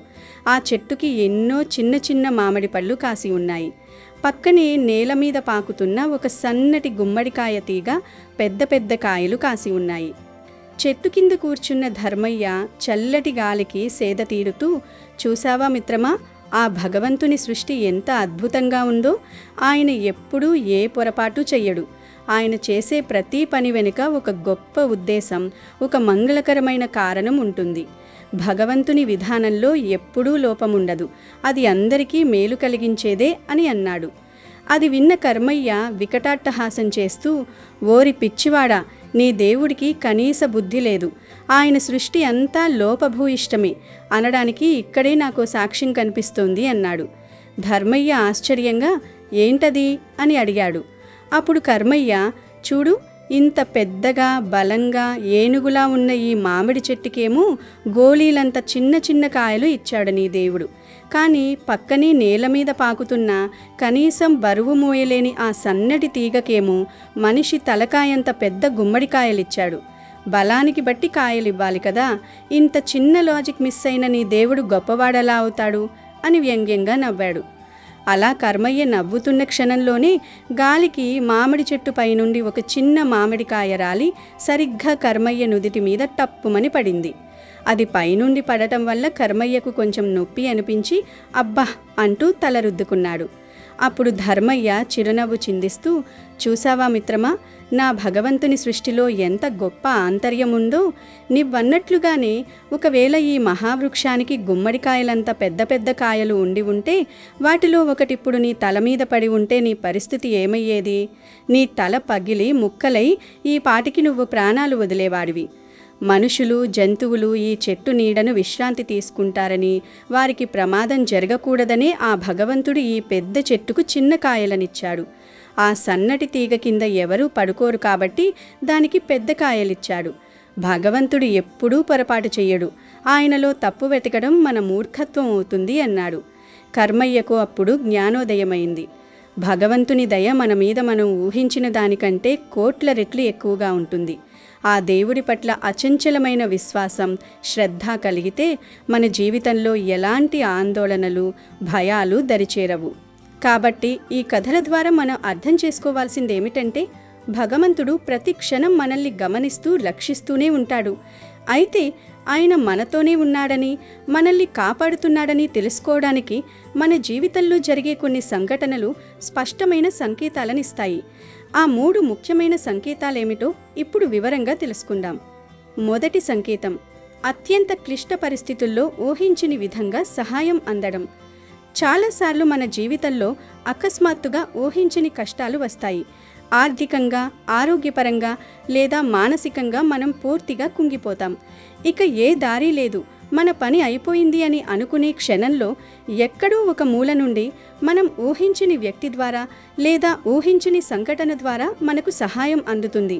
ఆ సాయం రావడం వల్ల మనం ఆ గండం నుండి సురక్షితంగా బయటపడతాం. అదంతా మన అదృష్టమను, కాకతాళీయమను మనం అనుకుంటాం. కానీ సత్యం ఏమిటంటే అది భగవంతుడు పంపిన సహాయం.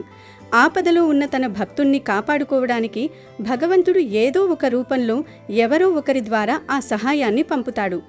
ఇలా మీకెప్పుడైనా జరిగి ఉంటే అది ఖచ్చితంగా భగవంతుడు మీ వెంటే ఉన్నాడు అనడానికి నిదర్శనం. రెండవ సంకేతం, భయంకరమైన ఆపదలో కూడా మనసు ప్రశాంతంగా, నిలకడగా ఉండడం. సాధారణంగా చిన్న కష్టం వస్తేనే మనుషులు భయంతో వణికిపోతారు, నిద్రపోలేరు. కానీ కొన్నిసార్లు మన జీవితంలో చాలా పెద్ద తుఫాను లాంటి కష్టం వస్తుంది. అయినా సరే మన లోపల ఎక్కడో తెలియని ఒక ధైర్యం, ఒక ప్రశాంతత నెలకొని ఉంటుంది. ఏదైతే అది అవుతుంది, అంతా మంచికి జరుగుతుంది అన్న స్థిరమైన నమ్మకం మనసులో ఉంటుంది. ఆ సమయంలో మన బుద్ధి చాలా స్పష్టంగా పనిచేసి సమస్యను పరిష్కరించే దిశగా అడుగులు వేస్తుంది. ఇలాంటి అసాధారణమైన ధైర్యం, ఆంతరంగిక శాంతి మన సొంతం కాదు. అది భగవంతుడు మన హృదయంలో ఉండి మనకిస్తున్న భరోసా. వానలు తడుస్తున్న సత్రంలో అగ్ని ఎలాగైతే వెచ్చదనాన్ని ఇచ్చిందో, కష్టాల్లో ఉన్నప్పుడు భగవంతుడు మన హృదయంలో ఆత్మవిశ్వాసాన్ని రగిలిస్తాడు. ఇది ఆయన మనతో ఉన్నాడనడానికి రెండవ గొప్ప సంకేతం. మూడవ సంకేతం, ప్రకృతి ద్వారా లేదా ఒక అంతఃప్రేరణ ద్వారా మార్గదర్శకత్వం లభించడం. మనం ఏదైనా ఒక తప్పు చేయబోతున్నప్పుడు లేదా ఒక ప్రమాదంలో పడబోతున్నప్పుడు మనకు తెలియకుండానే లోపల నుండి ఒక స్వరం వద్దని వారిస్తుంది. ఇది చేయవద్దు, ఆ దారిలో వెళ్ళవద్దు అని ఒక బలమైన అంతఃప్రేరణ కలుగుతుంది. లేదా మనం ఒక పనికి వెళ్తున్నప్పుడు ప్రకృతిలో జరిగే కొన్ని సూచనలు, అంటే ఎవరో ఒకరు ఆపడం, వాహనం పాడవడం, వాతావరణం అనుకూలించకపోవడం వల్ల ఆ పని వాయిదా పడుతుంది. అప్పుడు మనం చాలా చిరాకు పడతాం. కానీ కొద్ది రోజుల తర్వాత అర్థమవుతుంది, ఆ రోజు ఆ పని జరగపోవడమే మనకి ఎంత మేలు చేసిందో అని. మామిడి పండు తలపై పడినప్పుడు దేవుని సృష్టి గొప్పతనం అర్థమైనట్లుగా మనకు ఎదురయ్యే చిన్న చిన్న ఆటంకాలు, మన లోపలి అంతరాత్మ ప్రబోధం, ఇవన్నీ సాక్షాత్తు ఆ పరమాత్మ మనకిస్తున్న హెచ్చరికలు మరియు మార్గదర్శకాలు. ఆ దేవుడు అడుగడుగునా మన చేయి పట్టుకుని నడిపిస్తున్నాడు అనడానికి ఇది మూడవ శక్తివంతమైన సంకేతం. కాబట్టి ఈరోజు రాత్రి 12లోపు ఈ కథలు వింటే చాలు, ఒక్క నిమిషంలో నాగా సర్పదోషాలు పోతాయి. శివానుగ్రహంతో వద్దన్న ధనం వస్తూనే ఉంటుంది. ఈరోజు ఈ కథలు వింటే పాపాలన్నీ పోతాయి, మహాపుణ్యం వస్తుంది, రాజయోగం పడుతుంది. ఇక మీకు అన్ని శుభాలే జరుగుతాయి. అమెజాన్లో బెస్ట్ డిస్కౌంట్స్ కోసం వీడియో డిస్క్రిప్షన్లో లింకు ఉంది, చూడండి. అలాగే మా టెలిగ్రామ్ ఛానల్ సబ్స్క్రైబ్ చేసుకోండి.